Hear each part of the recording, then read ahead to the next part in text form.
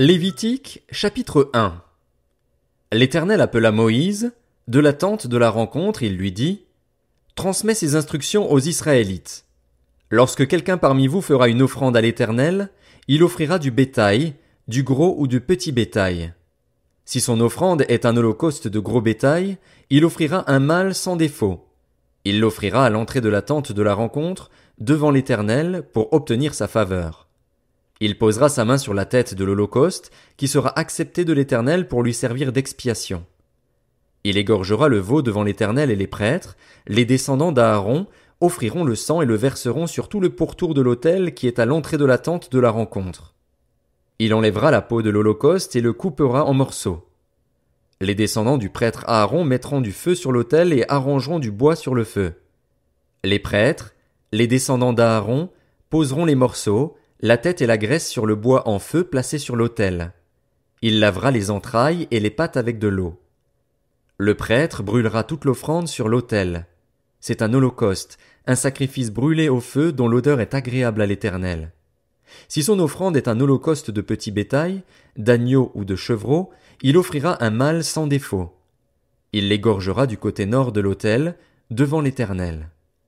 Les prêtres, les descendants d'Aaron, en verseront le sang sur tout le pourtour de l'autel. Il le coupera en morceaux et le prêtre les posera, avec la tête et la graisse, sur le bois mis au feu sur l'autel. Il lavera les entrailles et les pattes avec de l'eau, et le prêtre sacrifiera le tout, il brûlera l'offrande sur l'autel. C'est un holocauste, un sacrifice brûlé au feu dont l'odeur est agréable à l'Éternel. Si son offrande à l'Éternel est un holocauste d'oiseaux, il offrira des tourterelles ou de jeunes pigeons. Le prêtre sacrifiera l'oiseau sur l'autel. Il lui ouvrira la tête avec l'ongle, la brûlera sur l'autel et versera le sang contre un côté de l'autel. Il enlèvera le jabot avec ses plumes et le jettera près de l'autel, vers l'est, à l'endroit où l'on met les cendres.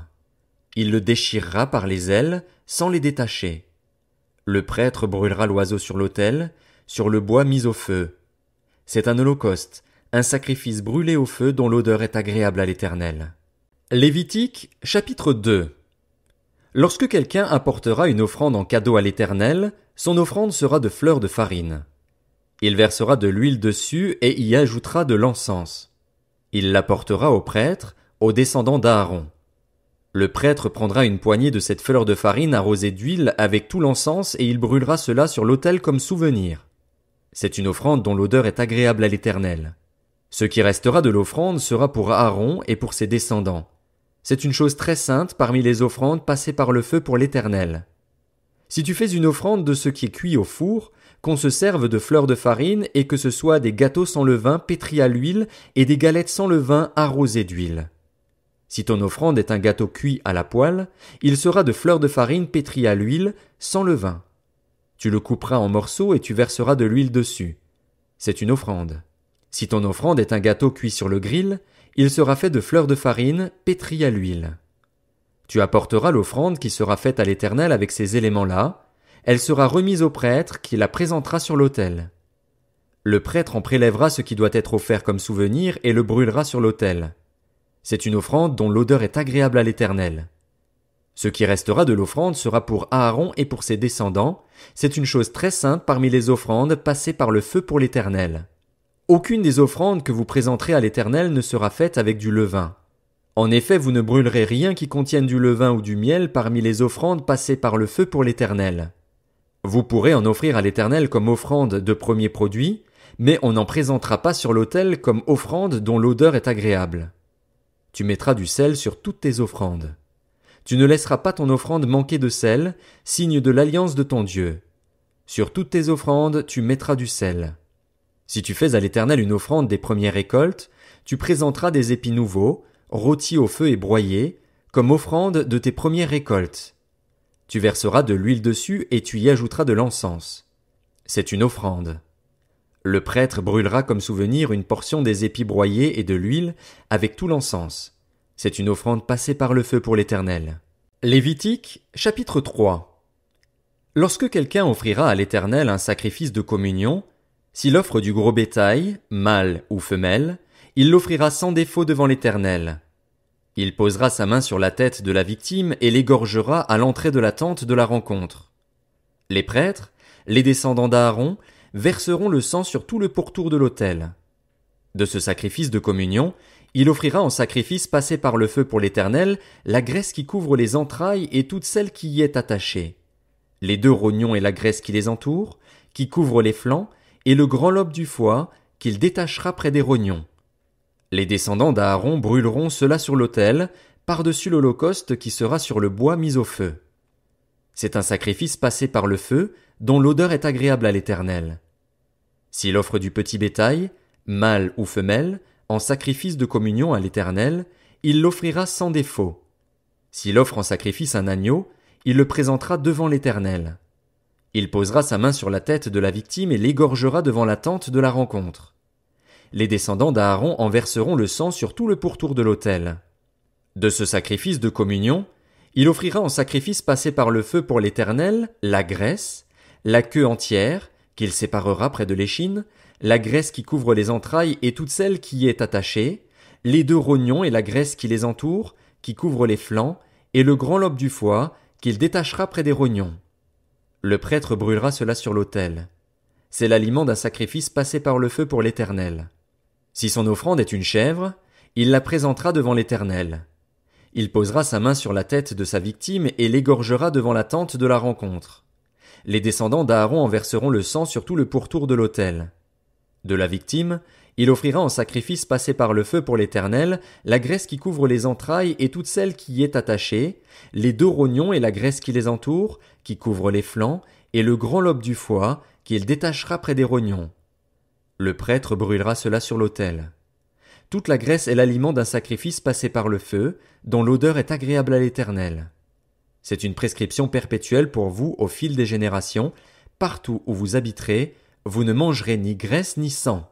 Lévitique, chapitre 4. L'Éternel dit à Moïse: Transmets ces instructions aux Israélites.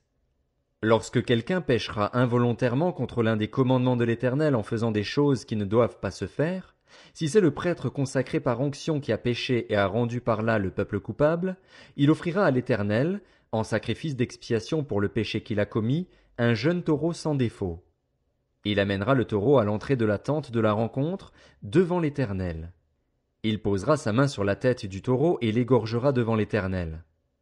Le prêtre consacré par onction prendra du sang du taureau et l'apportera dans la tente de la rencontre. Il trempera son doigt dans le sang et il en fera 7 fois l'aspersion devant l'Éternel, en face du voile du sanctuaire. Le prêtre mettra du sang sur les cornes de l'autel des parfums odoriférants, qui est devant l'Éternel dans la tente de la rencontre.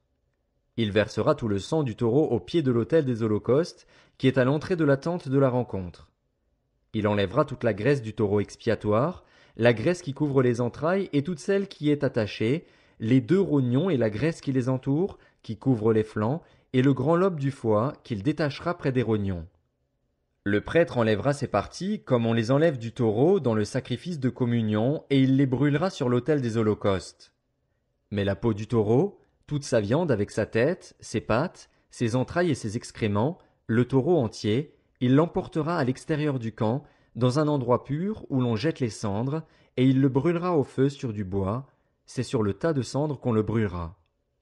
Si c'est toute l'assemblée d'Israël qui a péché involontairement, si sans y prêter attention elle a fait contre l'un des commandements de l'Éternel des choses qui ne doivent pas se faire et s'est ainsi rendue coupable, et si le péché commis vient à être découvert, l'assemblée offrira un jeune taureau en sacrifice d'expiation et on l'amènera devant la tente de la rencontre. Les anciens d'Israël poseront leurs mains sur la tête du taureau devant l'Éternel et l'on égorgera le taureau devant l'Éternel. Le prêtre consacré par onction apportera du sang du taureau dans la tente de la rencontre. Il trempera son doigt dans le sang et il en fera 7 fois l'aspersion devant l'Éternel, en face du voile. Il mettra du sang sur les cornes de l'autel qui est devant l'Éternel dans la tente de la rencontre. Puis il versera tout le sang au pied de l'autel des holocaustes, qui est à l'entrée de la tente de la rencontre. Il enlèvera toute la graisse du taureau et la brûlera sur l'autel. Il procédera avec ce taureau exactement comme pour le taureau expiatoire. C'est ainsi que le prêtre fera l'expiation pour eux, et le pardon leur sera accordé. Il emportera le taureau à l'extérieur du camp et il le brûlera comme le premier taureau. C'est un sacrifice d'expiation pour l'assemblée. Si c'est un chef qui a péché, S'il a fait involontairement contre l'un des commandements de l'Éternel, son Dieu, des choses qui ne doivent pas se faire et s'est ainsi rendu coupable, et s'il vient à découvrir le péché qu'il a commis, il offrira en sacrifice un bouc mâle sans défaut. Il posera sa main sur la tête du bouc et l'égorgera à l'endroit où l'on égorge les holocaustes devant l'Éternel. C'est un sacrifice d'expiation. Le prêtre prendra avec son doigt du sang de la victime expiatoire, il en mettra sur les cornes de l'autel des holocaustes et il versera le sang au pied de l'autel des holocaustes. Il brûlera toute la graisse sur l'autel, comme la graisse du sacrifice de communion. C'est ainsi que le prêtre fera pour ce chef l'expiation de son péché, et le pardon lui sera accordé.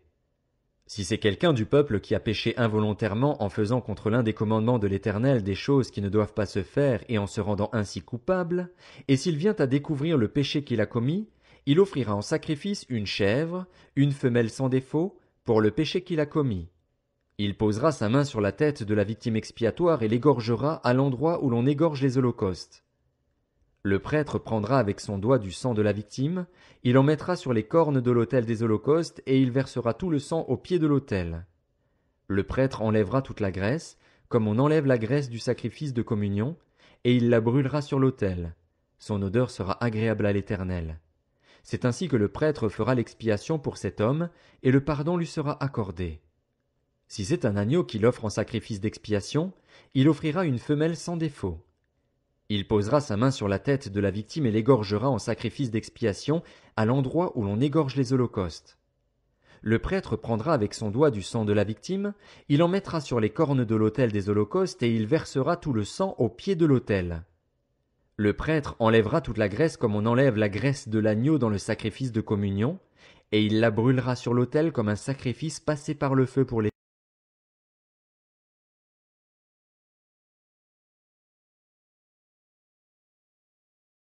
Lévitique, chapitre 5. Lorsque quelqu'un, après avoir été mis sous serment comme témoin, péchera en ne déclarant pas ce qu'il a vu ou ce qu'il sait, il restera chargé de sa faute. Lorsque quelqu'un, sans y prêter attention, touchera une chose impure comme le cadavre d'un animal impur, que ce soit d'une bête sauvage ou domestique ou bien d'un reptile, il deviendra lui-même impur et il se rendra coupable. Ou lorsque, sans y prêter attention, il touchera une souillure humaine quelconque et qu'il s'en aperçoive plus tard, il en sera coupable. Lorsque quelqu'un, en parlant à la légère, jurera de faire du mal ou du bien et que, sans y avoir prêté attention d'abord, il s'en aperçoive plus tard, il sera coupable. Celui donc qui se rendra coupable de l'une de ces choses confessera son péché. Puis il offrira à l'Éternel en réparation pour le péché qu'il a commis une femelle de petit bétail, une brebis ou une chèvre, comme victime expiatoire. Et le prêtre fera pour lui l'expiation de son péché. S'il n'a pas de quoi se procurer une brebis ou une chèvre, il offrira à l'Éternel en réparation pour son péché 2 tourterelles ou 2 jeunes pigeons, l'un comme victime expiatoire, l'autre comme holocauste. Il les apportera au prêtre, qui sacrifiera d'abord celui qui doit servir de victime expiatoire. Le prêtre lui ouvrira la tête avec l'ongle près de la nuque, sans la séparer. Il fera sur un côté de l'autel l'aspersion du sang de la victime expiatoire et l'on versera le reste du sang au pied de l'autel. C'est un sacrifice d'expiation. Il fera de l'autre oiseau un holocauste, d'après les règles établies. C'est ainsi que le prêtre fera pour cet homme l'expiation du péché qu'il a commis, et le pardon lui sera accordé. S'il n'a pas de quoi se procurer 2 tourterelles ou 2 jeunes pigeons, il apportera en offrande pour son péché 2 litres de fleur de farine comme offrande d'expiation. Il ne mettra pas d'huile dessus et il n'y ajoutera pas d'encens, car c'est une offrande d'expiation. Il l'apportera au prêtre. Le prêtre en prendra une poignée comme souvenir et la brûlera sur l'autel, comme les offrandes passées par le feu pour l'Éternel. C'est une offrande d'expiation. C'est ainsi que le prêtre fera pour cet homme l'expiation du péché qu'il a commis envers une de ces choses, et le pardon lui sera accordé. Ce qui restera de l'offrande sera pour le prêtre, comme dans le cas de l'offrande en don.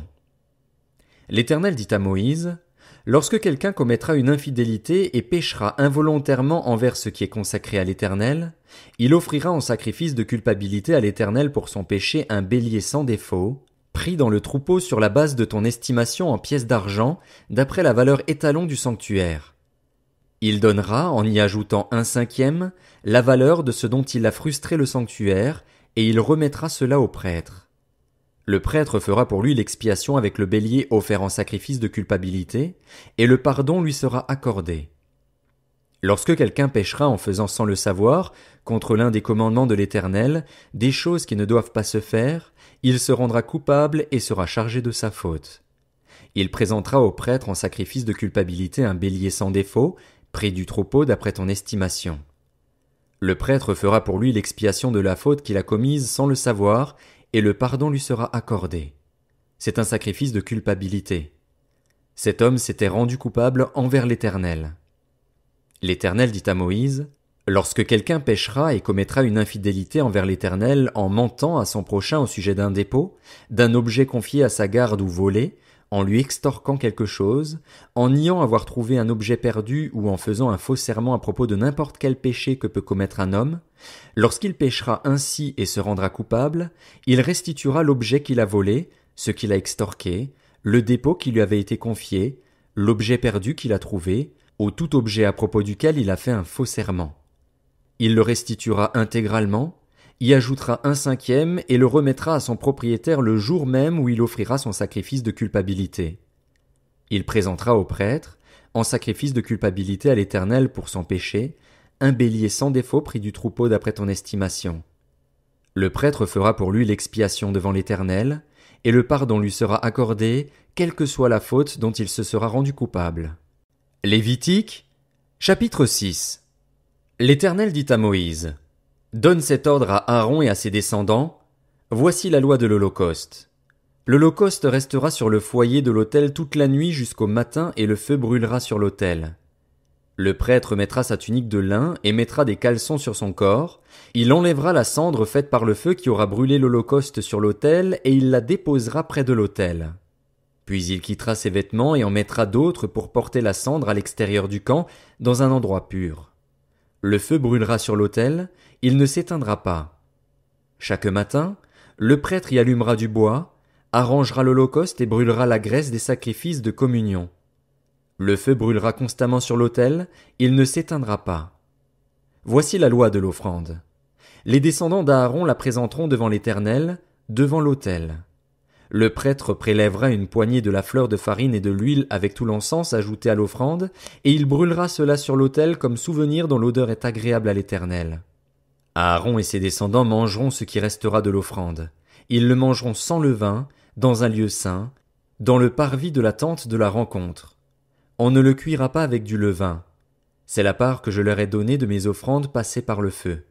C'est une chose très sainte, tout comme le sacrifice d'expiation et le sacrifice de culpabilité. Tout homme parmi les descendants d'Aaron en mangera. C'est une prescription perpétuelle pour vous au fil des générations, au sujet des offrandes passées par le feu pour l'Éternel. Tous ceux qui y toucheront seront saints. L'Éternel dit à Moïse, « Voici l'offrande qu'Aaron et ses fils feront à l'Éternel, le jour où ils recevront l'onction. 2 litres de fleur de farine comme offrande perpétuelle, moitié le matin et moitié le soir. On la préparera à la poêle avec de l'huile et tu l'apporteras frite.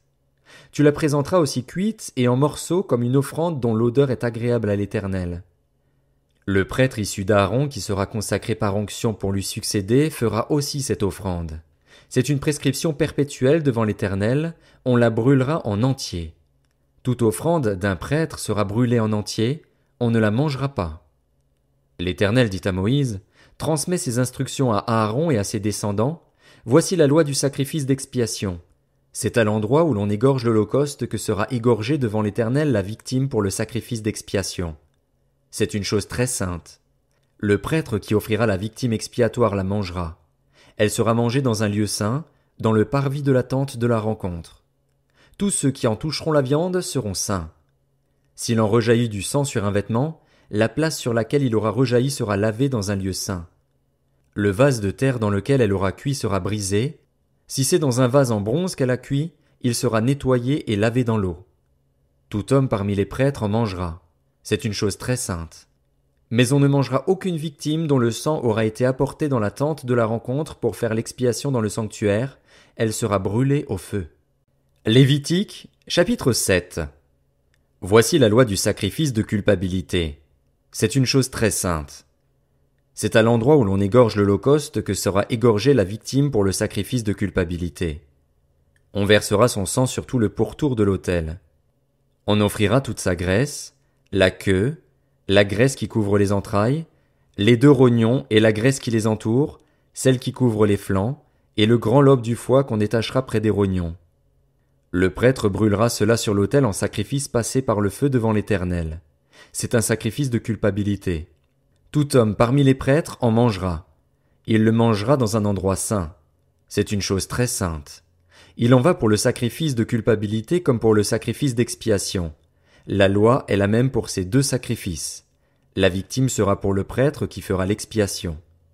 Le prêtre qui offrira l'holocauste de quelqu'un aura pour lui la peau de l'holocauste qu'il a offert. Toute offrande cuite au four, préparée sur le grill ou à la poêle, sera pour le prêtre qui l'a offerte.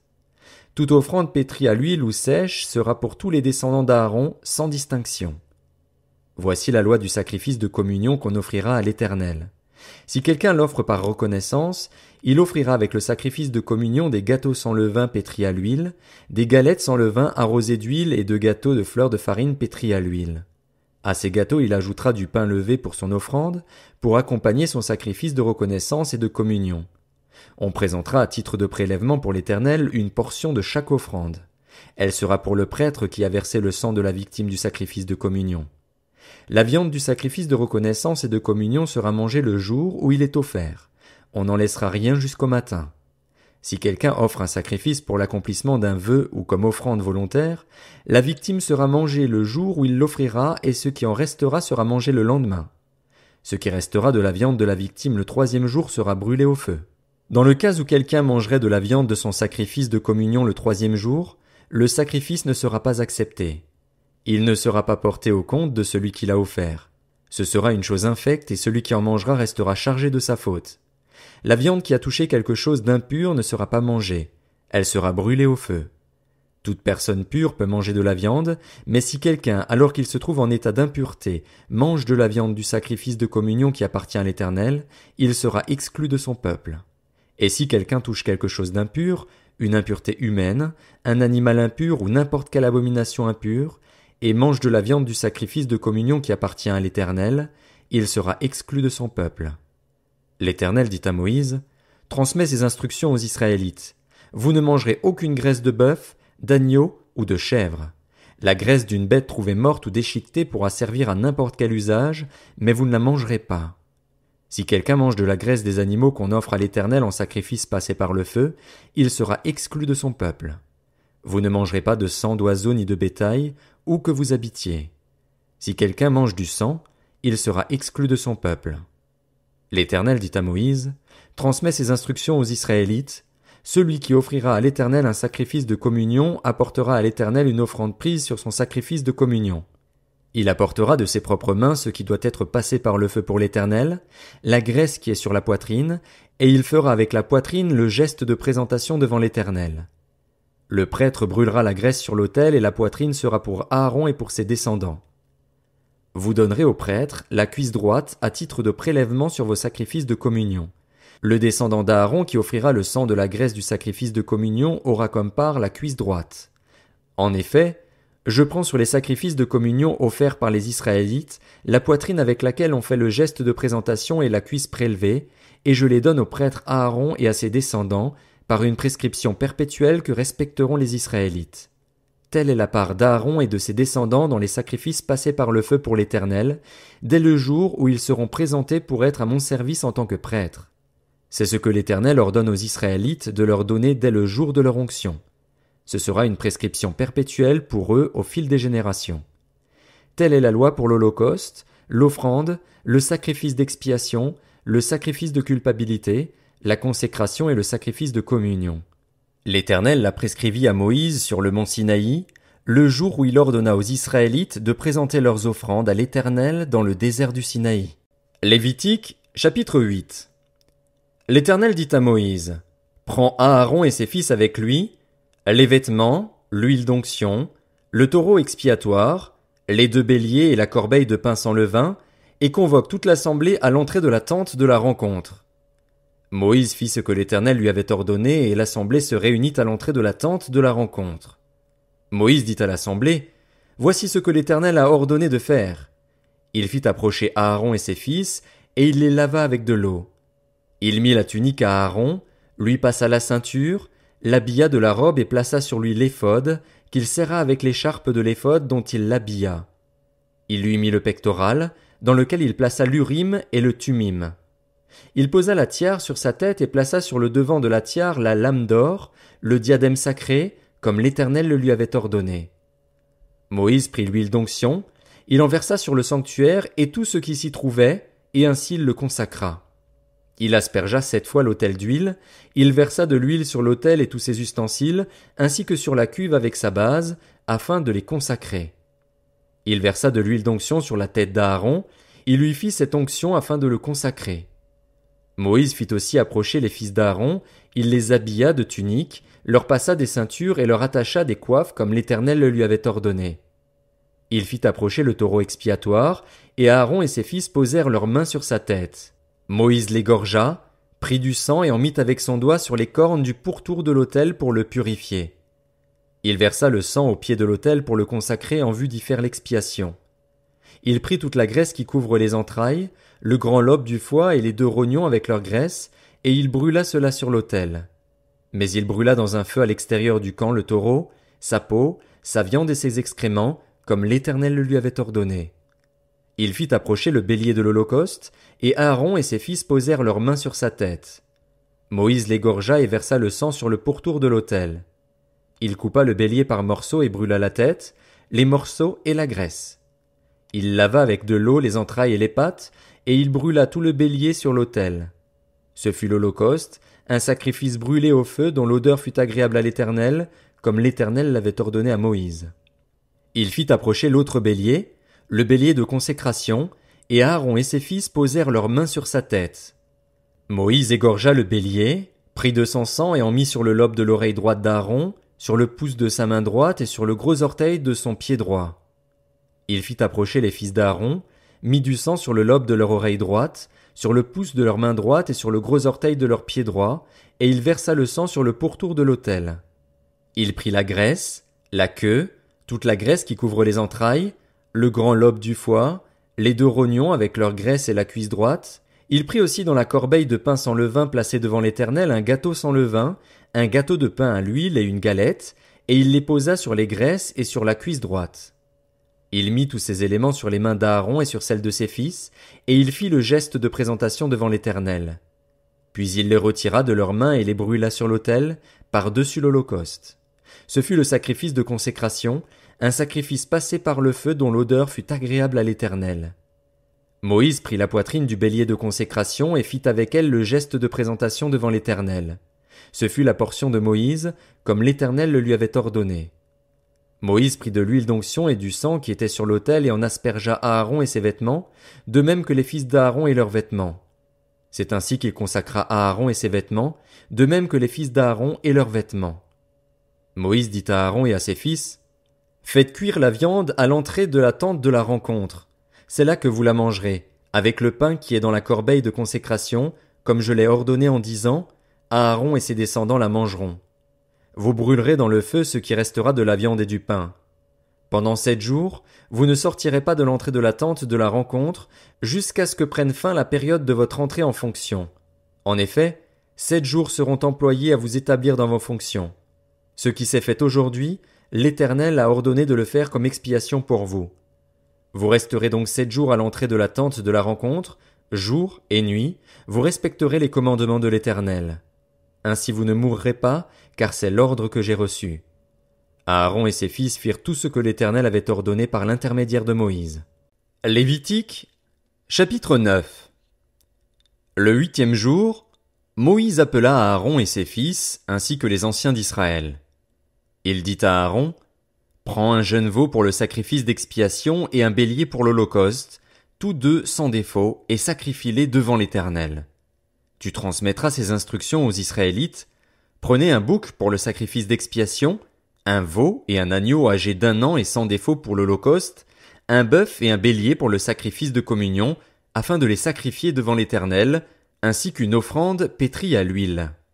En effet, aujourd'hui l'Éternel vous apparaîtra. Ils amenèrent devant la tente de la rencontre ce que Moïse avait ordonné, et toute l'assemblée s'approcha et se tint devant l'Éternel. Moïse dit, Vous ferez ce que l'Éternel a ordonné, et la gloire de l'Éternel vous apparaîtra. Il dit à Aaron, Approche-toi de l'autel. Offre ton sacrifice d'expiation et ton holocauste, et fais l'expiation pour toi et pour le peuple. Offre aussi le sacrifice du peuple, et fais l'expiation pour lui, comme l'Éternel l'a ordonné. Aaron s'approcha de l'autel et égorgea le veau pour son sacrifice d'expiation. Ses fils lui présentèrent le sang. Il trempa son doigt dans le sang, en mit sur les cornes de l'autel et versa le sang au pied de l'autel. Il brûla sur l'autel la graisse, les rognons et le grand lobe du foie de la victime expiatoire, comme l'Éternel l'avait ordonné à Moïse. Mais il brûla dans un feu à l'extérieur du camp la viande et la peau. Aaron égorgea l'holocauste. Ses fils lui présentèrent le sang et il le versa sur le pourtour de l'autel. Ils lui présentèrent l'holocauste coupé par morceaux avec la tête et il les brûla sur l'autel. Il lava les entrailles et les pattes et les brûla sur l'autel, par-dessus l'holocauste. Ensuite, Aaron offrit le sacrifice du peuple. Il prit le bouc pour le sacrifice expiatoire du peuple, l'égorgea et l'offrit en expiation, comme la première victime. Il offrit l'holocauste en le sacrifiant conformément à la règle. Il présenta l'offrande, en prit une poignée et la brûla sur l'autel, en plus de l'holocauste du matin. Il égorgea le bœuf et le bélier en sacrifice de communion pour le peuple. Ses fils lui présentèrent le sang et il le versa sur le pourtour de l'autel. Ils lui présentèrent la graisse du bœuf et du bélier, la queue, la graisse qui couvre les entrailles, les rognons et le grand lobe du foie. Ils mirent les graisses sur les poitrines et il brûla les graisses sur l'autel. Aaron fit devant l'Éternel le geste de présentation avec les poitrines et la cuisse droite, comme Moïse l'avait ordonné. Aaron leva ses mains vers le peuple et le bénit. Puis il descendit, après avoir offert le sacrifice d'expiation, l'holocauste et le sacrifice de communion. Moïse et Aaron entrèrent dans la tente de la rencontre. Lorsqu'ils en sortirent, ils bénirent le peuple et la gloire de l'Éternel apparut à tout le peuple. Un feu sortit de devant l'Éternel et brûla l'holocauste et les graisses sur l'autel. Tout le peuple le vit, et ils poussèrent des cris de joie et se jetèrent le visage contre terre. Lévitique, chapitre 10. Les fils d'Aaron, Nadab et Abihu, prirent chacun un brûle-parfum, y mirent du feu et posèrent du parfum dessus. Ils apportèrent devant l'Éternel du feu étranger, ce qu'il ne leur avait pas ordonné. Alors un feu sortit de devant l'Éternel et les brûla. Ils moururent devant l'Éternel. Moïse dit à Aaron, c'est ce que l'Éternel a déclaré lorsqu'il a dit, Ma sainteté devra être respectée par ceux qui s'approchent de moi et ma gloire révélée devant tout le peuple. Aaron garda le silence. Moïse appela Michaël et Eltsaphan, les fils d'Uziel, oncle d'Aaron, et leur dit, Approchez-vous, emportez vos frères loin du sanctuaire, à l'extérieur du camp. Ils s'approchèrent et les emportèrent dans leurs tuniques à l'extérieur du camp, comme Moïse l'avait dit. Moïse dit à Aaron et à ses fils Éléazar et Ithamar, Vous ne déferez pas votre chevelure et vous ne déchirerez pas vos vêtements, ainsi vous ne mourrez pas et n'attirerez pas la colère contre toute l'assemblée. Laissez vos frères, toute la communauté d'Israël, pleurer sur le brasier que l'Éternel a allumé. Vous ne sortirez pas de l'entrée de la tente de la rencontre, sinon vous mourrez, car l'huile de l'onction de l'Éternel est sur vous. Ils firent ce que Moïse avait dit. L'Éternel dit à Aaron, Tu ne boiras ni vin ni boisson alcoolisée, toi ainsi que tes fils, lorsque vous entrerez dans la tente de la rencontre, sinon vous mourrez. Ce sera une prescription perpétuelle pour vous au fil des générations, afin que vous puissiez distinguer ce qui est saint de ce qui est profane, ce qui est impur de ce qui est pur, et enseigner aux Israélites toutes les prescriptions que l'Éternel leur a données par l'intermédiaire de Moïse. Moïse dit à Aaron et aux deux fils qui lui restaient, Éléazar et Ithamar, Prenez ce qui reste de l'offrande parmi les sacrifices passés par le feu pour l'Éternel, et mangez-le sans levain près de l'autel, car c'est une chose très sainte. Vous le mangerez dans un lieu saint.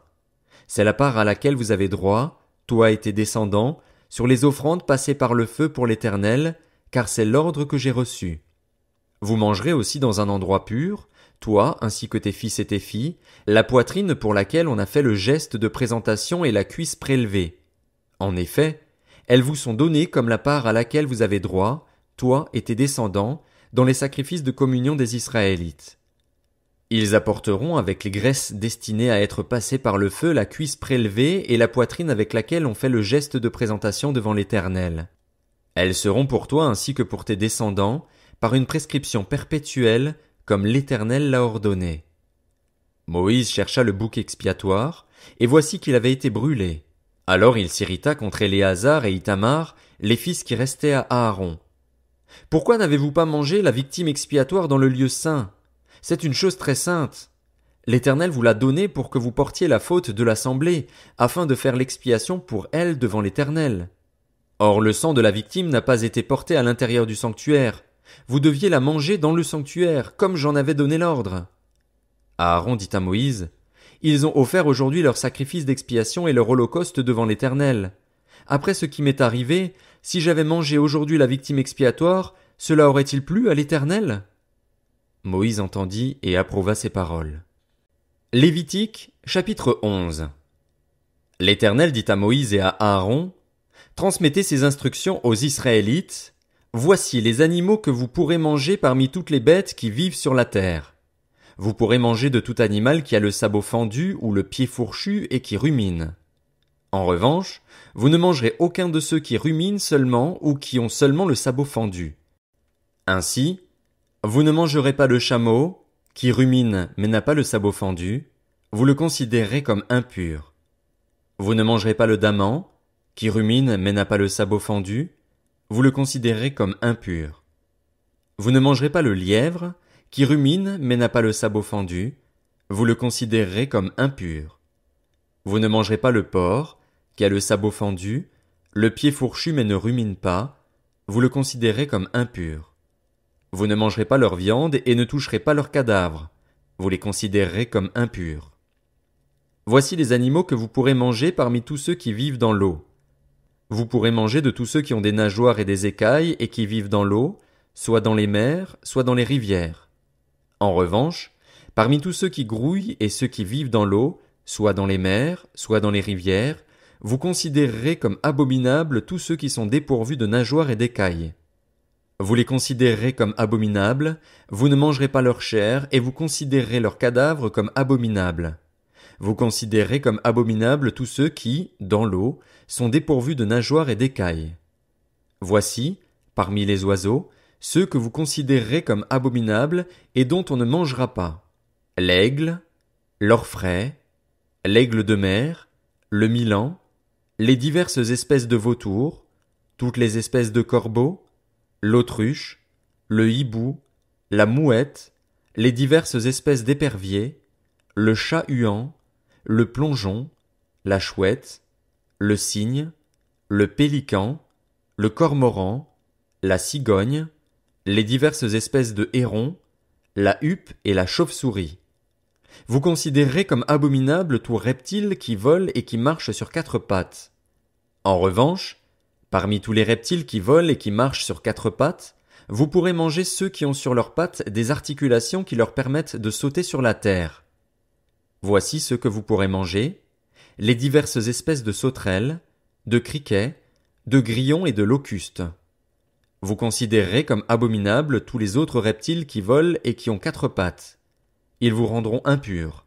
Si quelqu'un touche leur cadavre, il sera impur jusqu'au soir, et si quelqu'un porte leur cadavre, il lavera ses vêtements et sera impur jusqu'au soir.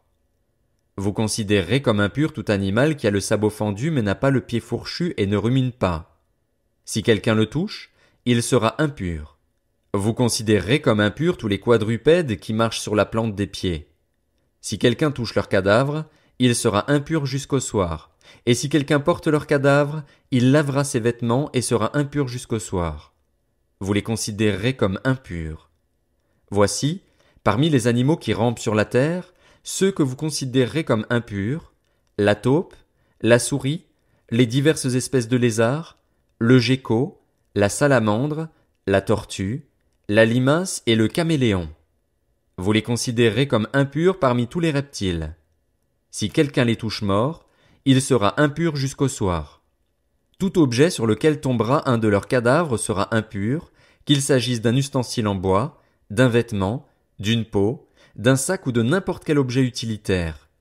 On le passera dans l'eau et il restera impur jusqu'au soir, après quoi il sera pur. Si un de leurs cadavres tombe dans un récipient en terre, tout son contenu sera impur et vous briserez le récipient. Tout aliment comestible sur lequel il sera tombé de cette eau sera impur, et toute boisson potable, quel que soit le récipient qui la contient, sera impur. Tout objet sur lequel tombera un de leurs cadavres sera impur. S'il s'agit d'un four ou d'un foyer, on les détruira. Ils seront impurs et vous les considérerez comme impurs. Seules les sources et les citernes qui forment une réserve d'eau resteront pures. Mais si quelqu'un touche leur cadavre, il sera impur. Si un de leurs cadavres tombe sur une semence qui doit être semée, elle restera pure. Mais si l'on a mis de l'eau sur la semence et qu'un de leurs cadavres y tombe, vous la considérez comme impure. Si un des animaux que vous pourrez manger meurt, celui qui touchera son cadavre sera impur jusqu'au soir. Celui qui mangera de ce cadavre lavera ses vêtements et sera impur jusqu'au soir, et celui qui portera le cadavre lavera ses vêtements et sera impur jusqu'au soir. Vous considérerez comme abominable tout reptile qui rampe sur la terre. On n'en mangera pas. Parmi tous les reptiles qui rampent sur la terre, vous ne mangerez aucun de ceux qui se traînent sur le ventre, ni de ceux qui marchent sur 4 pattes ou sur un grand nombre de pattes, car vous les considérerez comme abominables. Ne vous rendez pas vous-même abominables par tous ces reptiles qui rampent, ne vous rendez pas impurs par eux, ne vous souillez pas par eux. En effet, je suis l'Éternel, votre Dieu. Vous vous consacrerez et vous serez saints, car je suis saint, vous ne vous rendrez pas impurs par tous ces reptiles qui rampent sur la terre. En effet, je suis l'Éternel qui vous ai fait sortir d'Égypte pour être votre Dieu, et vous serez saints car je suis saint. Telle est la loi concernant les animaux, les oiseaux, tous les êtres qui vivent dans l'eau et tous ceux qui rampent sur la terre, afin que vous distinguiez ce qui est impur et ce qui est pur, l'animal qui se mange et celui qui ne se mange pas. Lévitique, chapitre 12. L'Éternel dit à Moïse, « Transmets ces instructions aux Israélites. Lorsqu'une femme deviendra enceinte et qu'elle mettra au monde un fils, elle sera impure pendant 7 jours. Elle sera impure comme au moment de ses règles. Le 8e jour, l'enfant sera circoncis. Elle restera encore 33 jours à se purifier de son sang. Jusqu'à ce que prenne fin la période de sa purification, elle ne touchera aucun objet saint et n'ira pas au sanctuaire. Si elle donne naissance à une fille, elle sera impure pendant 2 semaines, comme au moment de ses règles. Elle restera 66 jours à se purifier de son sang. Lorsque prendra fin la période de sa purification, qu'il s'agisse d'un fils ou d'une fille, elle apportera au prêtre, à l'entrée de la tente de la rencontre, un agneau d'1 an pour l'holocauste et un jeune pigeon ou une tourterelle pour le sacrifice d'expiation. Le prêtre les sacrifiera devant l'Éternel et fera l'expiation pour elle. Elle sera alors purifiée de sa perte de sang. Telle est la loi pour la femme qui met au monde un fils ou une fille. Si elle n'a pas de quoi se procurer un agneau, elle prendra 2 tourterelles ou 2 jeunes pigeons, l'un pour l'holocauste, l'autre pour le sacrifice d'expiation. Le prêtre fera l'expiation pour elle et elle sera pure. Lévitique, chapitre 13.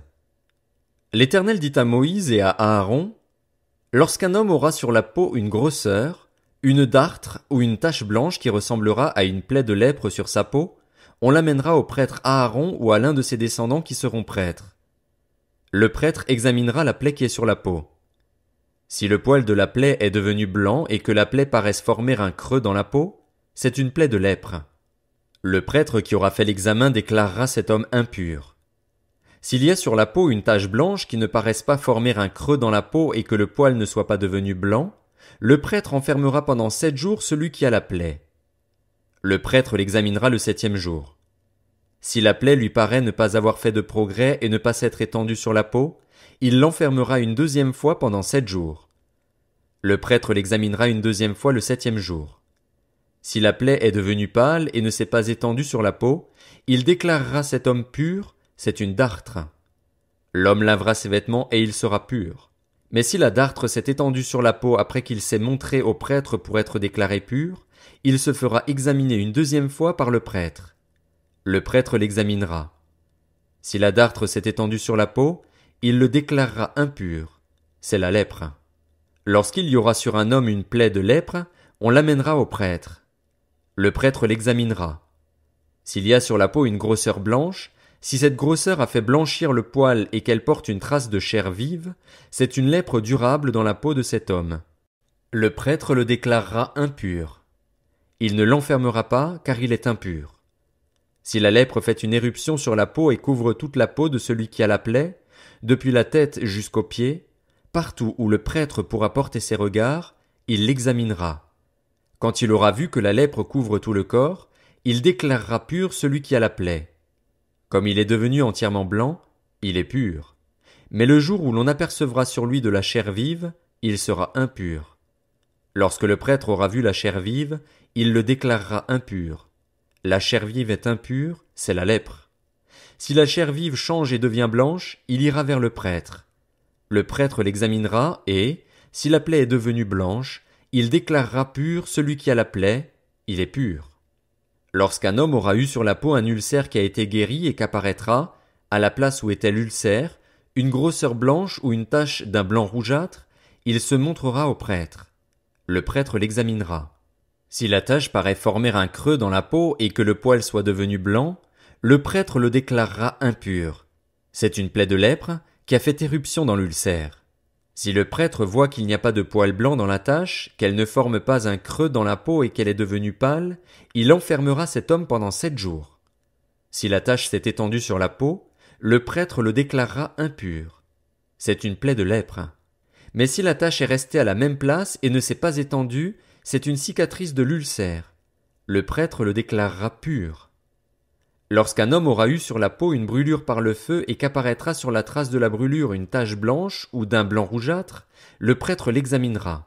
Si le poil est devenu blanc dans la tache et qu'elle paraisse former un creux dans la peau, c'est la lèpre qui a fait éruption dans la brûlure. Le prêtre déclarera cet homme impur. C'est une plaie de lèpre. Si le prêtre voit qu'il n'y a pas de poil blanc dans la tache, qu'elle ne forme pas de creux dans la peau et qu'elle est devenue pâle, il enfermera cet homme pendant 7 jours. Le prêtre l'examinera le 7e jour. Si la tache s'est étendue sur la peau, il le déclarera impur. C'est une plaie de lèpre. Mais si la tache est restée à la même place, ne s'est pas étendue sur la peau et est devenue pâle, c'est la boursouflure de la brûlure. Le prêtre le déclarera pur, car c'est la cicatrice de la brûlure. Lorsqu'un homme ou une femme aura une plaie à la tête ou au menton, le prêtre examinera la plaie. Si elle paraît former un creux dans la peau et qu'il y ait du poil jaunâtre et mince, le prêtre déclarera cette personne impure. C'est la teigne, la lèpre de la tête ou du menton. Si le prêtre voit que la plaie de la teigne ne paraît pas former un creux dans la peau et qu'il n'y a pas de poil noir, il enfermera pendant 7 jours celui qui a la plaie de la teigne. Le prêtre examinera la plaie le 7e jour. Si la teigne ne s'est pas étendue, s'il n'y a pas de poil jaunâtre et si elle ne paraît pas former un creux dans la peau, celui qui a la teigne se rasera, mais il ne rasera pas la place où est la teigne. Le prêtre l'enfermera une 2e fois pendant 7 jours. Le prêtre examinera la teigne le 7e jour. Si la teigne ne s'est pas étendue sur la peau et si elle ne paraît pas former un creux dans la peau, le prêtre le déclarera pur. L'homme lavera ses vêtements et il sera pur. Mais si la teigne s'est étendue sur la peau après qu'il a été déclaré pur, le prêtre l'examinera. Et si la teigne s'est étendue sur la peau, le prêtre n'aura pas à rechercher s'il y a du poil jaunâtre, l'homme est impur. Si la teigne lui paraît ne pas avoir fait de progrès et que du poil noir est poussé, la teigne est guérie. L'homme est pur et le prêtre le déclarera pur. Lorsqu'un homme ou une femme aura sur la peau des taches blanches, le prêtre l'examinera. S'il y a sur la peau des taches d'un blanc pâle, ce ne sont que des taches qui ont fait éruption sur la peau. La personne est pure. Lorsqu'un homme perd ses cheveux, c'est un chauve. Il est pur. S'il perd ses cheveux du côté du visage, c'est un chauve par devant. Il est pur. Mais s'il y a dans la partie chauve de devant ou de derrière une plaie d'un blanc rougeâtre, c'est la lèpre qui a fait éruption dans cette partie chauve. Le prêtre l'examinera. Si, dans la partie chauve de derrière ou de devant, la plaie forme une grosseur d'un blanc rougeâtre, semblable à la lèpre sur la peau du corps, c'est un homme lépreux, il est impur. Le prêtre le déclarera impur. Sa plaie est à la tête. Le lépreux atteint de la plaie portera des vêtements déchirés et aura la tête nue. Il se couvrira la barbe et criera « Impur, impur !» Aussi longtemps qu'il aura la plaie, il sera impur. Il est impur. Il habitera seul et sa tente sera à l'extérieur du camp. Lorsqu'il y aura sur un vêtement une plaie de lèpre, qu'il s'agisse d'un vêtement de laine ou de lin, d'une chaîne ou d'une trame de lin ou de laine, d'une peau ou d'un objet en cuir, et que la plaie sera verdâtre ou rougeâtre sur le vêtement ou sur la peau, dans la chaîne ou la trame, ou sur n'importe quel objet en cuir, c'est une plaie de lèpre et on la montrera au prêtre. Le prêtre examinera la plaie et enfermera pendant 7 jours ceux qui en est attaqué. Il examinera la plaie le 7e jour. Si la plaie s'est étendue sur le vêtement, dans la chaîne ou la trame, sur la peau ou l'objet en cuir, c'est une plaie de lèpre durable. L'objet est impur. Le prêtre brûlera le vêtement, la chaîne ou la trame de laine ou de lin, l'objet en cuir sur lequel se trouve la plaie, car c'est une lèpre durable. On brûlera l'objet au feu. Mais si le prêtre voit que la plaie ne s'est pas étendue sur le vêtement, la chaîne, la trame ou l'objet en cuir, il ordonnera de laver ce qui est attaqué de la plaie et il l'enfermera une 2e fois pendant 7 jours. Le prêtre examinera la plaie après qu'elle aura été lavée. Si la plaie n'a pas changé d'aspect et ne s'est pas étendue, l'objet est impur. On le brûlera au feu. C'est une partie de l'endroit ou de l'envers qui a été rongée. Si le prêtre voit que la plaie est devenue pâle une fois lavée, il l'arrachera du vêtement ou de la peau, de la chaîne ou de la trame. Si elle paraît encore sur le vêtement, la chaîne, la trame ou l'objet en cuir, c'est une éruption de lèpre. On brûlera au feu ce qui est attaqué de la plaie. Le vêtement, la chaîne, la trame ou l'objet en cuir qui a été lavé et d'où la plaie a disparu sera lavé une 2e fois et il sera pur. Telle est la loi sur la plaie de la lèpre, lorsqu'elle attaque les vêtements de laine ou de lin, la chaîne ou la trame, ou n'importe quel objet en cuir. C'est d'après cette loi qu'on les déclarera purs ou impurs. Lévitique, chapitre 14. L'Éternel dit à Moïse, « Voici quelle sera la loi sur le lépreux pour le jour de sa purification. On l'amènera devant le prêtre. Le prêtre sortira du camp et examinera le lépreux. Si le lépreux est guéri de la plaie de la lèpre, le prêtre ordonnera que l'on prenne, pour celui qui doit être purifié, 2 oiseaux vivants et purs, du bois de cèdre, du cramoisi et de l'hysope. Le prêtre ordonnera qu'on égorge l'un des oiseaux sur un vase de terre, sur de l'eau vive. Il prendra l'oiseau vivant, le bois de cèdre, le cramoisi et l'hysope, et il les trempera avec l'oiseau vivant dans le sang de l'oiseau égorgé sur l'eau vive. Il fera 7 fois l'aspersion sur celui qui doit être purifié de la lèpre. Puis il le déclarera pur et lâchera l'oiseau vivant dans les champs. Celui qui se purifie lavera ses vêtements, rasera tous ses poils et se baignera dans l'eau. Il sera pur. Ensuite il pourra entrer dans le camp, mais il restera 7 jours à l'extérieur de sa tente. Le 7e jour, il rasera tous ses poils, sa tête, sa barbe, ses sourcils, il rasera tous ses poils. Il lavera ses vêtements et baignera son corps dans l'eau, il sera pur. Le 8e jour, il prendra 2 agneaux sans défaut et une brebis d'1 an sans défaut, une offrande de 6 litres et demi de fleurs de farine pétrie à l'huile et 3 décilitres d'huile. Le prêtre qui fait la purification présentera l'homme qui se purifie et tous ses éléments devant l'Éternel, à l'entrée de la tente de la rencontre. Le prêtre prendra l'un des agneaux et l'offrira en sacrifice de culpabilité avec les 3 décilitres d'huile. Il fera avec eux le geste de présentation devant l'Éternel. Il égorgera l'agneau à l'endroit où l'on égorge les victimes expiatoires et les holocaustes, dans le lieu saint. En effet, dans le sacrifice de culpabilité comme dans le sacrifice d'expiation, la victime est pour le prêtre. C'est une chose très sainte. Le prêtre prendra du sang de la victime de culpabilité. Il en mettra sur le lobe de l'oreille droite de celui qui se purifie, sur le pouce de sa main droite et sur le gros orteil de son pied droit. Le prêtre prendra la mesure d'huile et il en versera dans le creux de sa main gauche. Il trempera le doigt de sa main droite dans l'huile qui est dans le creux de sa main gauche, et il fera avec le doigt 7 fois l'aspersion de l'huile devant l'Éternel. Il mettra de l'huile qui lui reste dans la main sur le lobe de l'oreille droite de celui qui se purifie, sur le pouce de sa main droite et sur le gros orteil de son pied droit, par-dessus le sang de la victime de culpabilité. Le prêtre mettra ce qui lui reste d'huile dans la main sur la tête de celui qui se purifie afin de faire l'expiation pour lui devant l'Éternel. Puis il offrira le sacrifice d'expiation, et il fera l'expiation pour celui qui se purifie de sa souillure. Ensuite il égorgera l'holocauste. Il offrira sur l'autel l'holocauste et l'offrande. C'est ainsi que le prêtre fera l'expiation pour cette personne, et elle sera pure. Si la personne est pauvre et ne dispose pas de moyens suffisants, elle prendra un seul agneau qui sera offert en sacrifice de culpabilité avec le geste de présentation et avec lequel on fera l'expiation pour elle. Elle prendra 2 litres de fleur de farine pétrie à l'huile pour l'offrande et 3 décilitres d'huile. Elle prendra aussi 2 tourterelles ou 2 jeunes pigeons en fonction de ses moyens, l'un pour le sacrifice d'expiation, l'autre pour l'holocauste. Le 8e jour, elle apportera tous ces éléments au prêtre à l'entrée de la tente de la rencontre, devant l'Éternel, pour sa purification. Le prêtre prendra l'agneau destiné au sacrifice de culpabilité et les 3 décilitres d'huile, et il fera avec eux le geste de présentation devant l'Éternel. Il égorgera l'agneau du sacrifice de culpabilité, prendra du sang de la victime de culpabilité et en mettra sur le lobe de l'oreille droite de celui qui se purifie, sur le pouce de sa main droite et sur le gros orteil de son pied droit. Le prêtre versera de l'huile dans le creux de sa main gauche.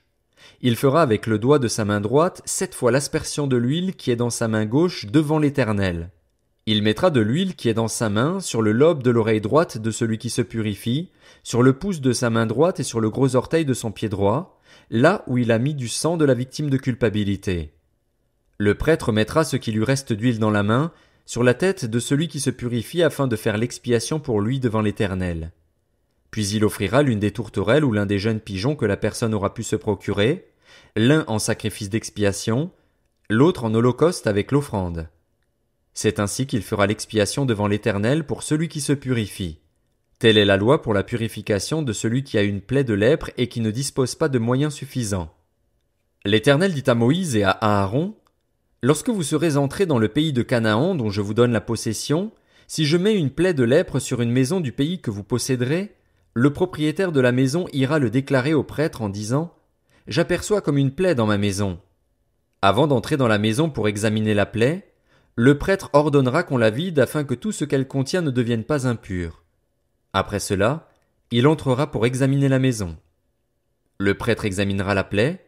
S'il voit qu'elle se présente sur les murs de la maison sous forme de cavités verdâtres ou rougeâtres qui font un creux dans le mur, il sortira de la maison et, quand il sera à la porte, il fera fermer la maison pour 7 jours. Il y retournera le 7e jour. S'il voit que la plaie s'est étendue sur les murs de la maison, il ordonnera qu'on enlève les pierres attaquées de la plaie et qu'on les jette à l'extérieur de la ville, dans un endroit impur.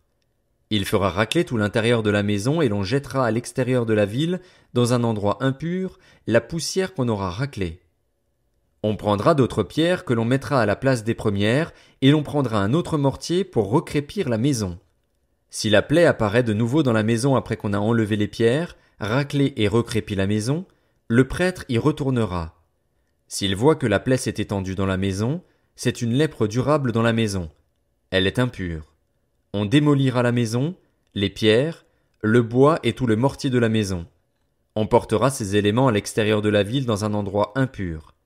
Si quelqu'un est entré dans la maison pendant toute la période où elle était fermée, il sera impur jusqu'au soir. Si quelqu'un y a couché, il lavera ses vêtements. Si quelqu'un y a mangé, il lavera aussi ses vêtements. Si le prêtre qui est retourné dans la maison voit que la plaie ne s'est pas étendue après que la maison a été recrépie, il déclarera la maison pure, car la plaie est guérie. Il prendra 2 oiseaux, du bois de cèdre, du cramoisi et de l'hysope pour purifier la maison. Il égorgera l'un des oiseaux sur un vase de terre, sur de l'eau vive. Il prendra le bois de cèdre, l'hysope, le cramoisi et l'oiseau vivant, les trempera dans le sang de l'oiseau égorgé et dans l'eau vive et fera 7 fois l'aspersion sur la maison.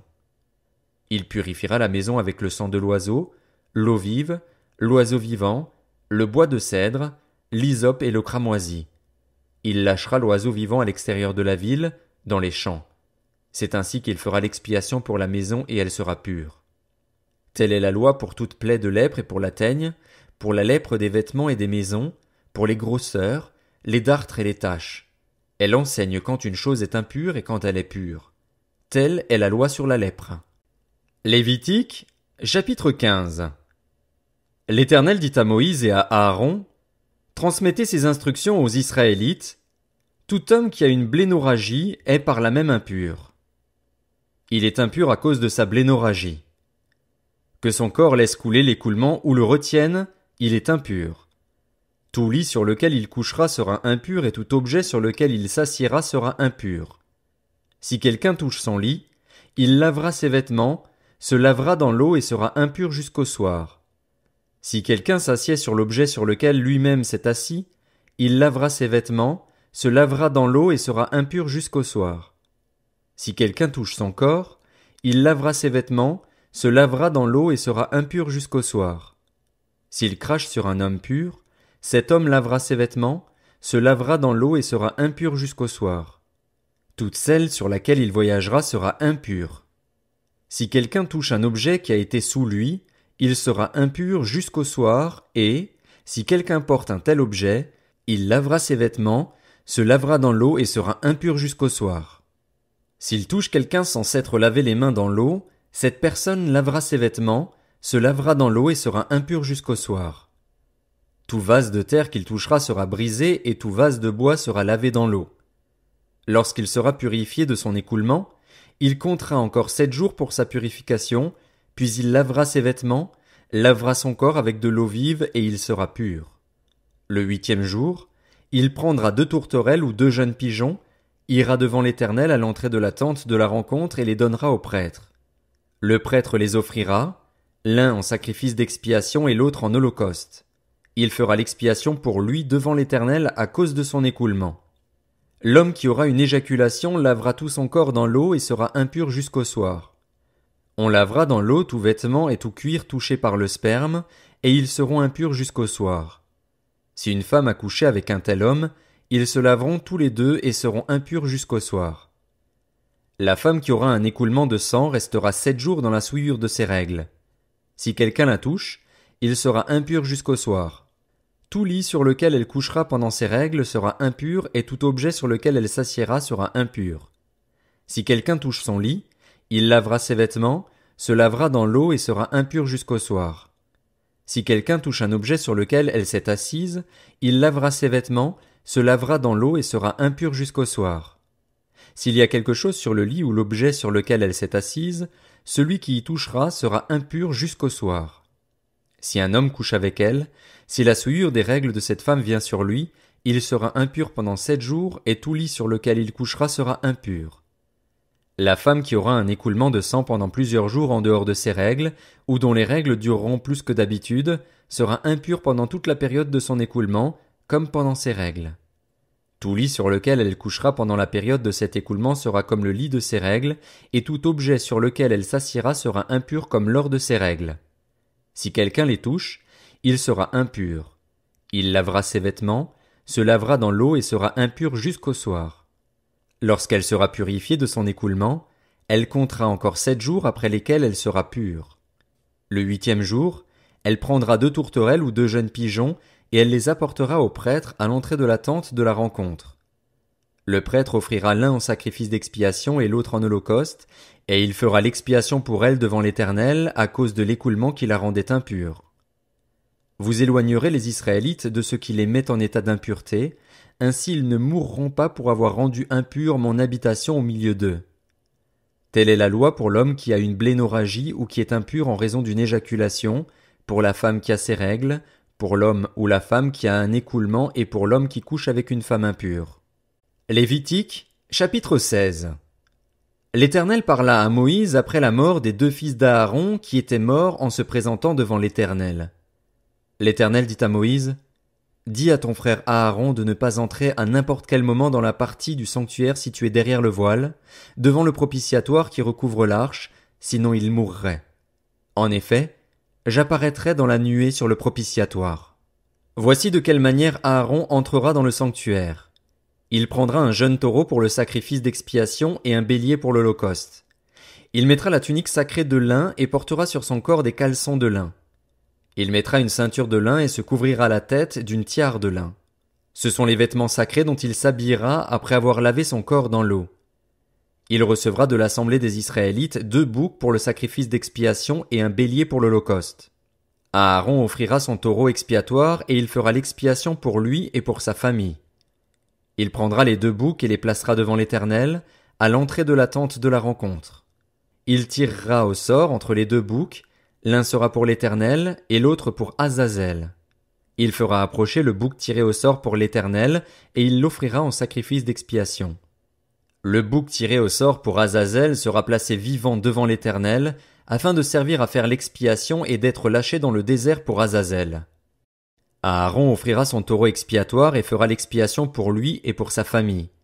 Il égorgera son taureau expiatoire. Il prendra un brûle-parfum plein de charbons ardents pris sur l'autel devant l'Éternel, et 2 poignées de parfums odoriférants en poudre, et il portera ces éléments derrière le voile.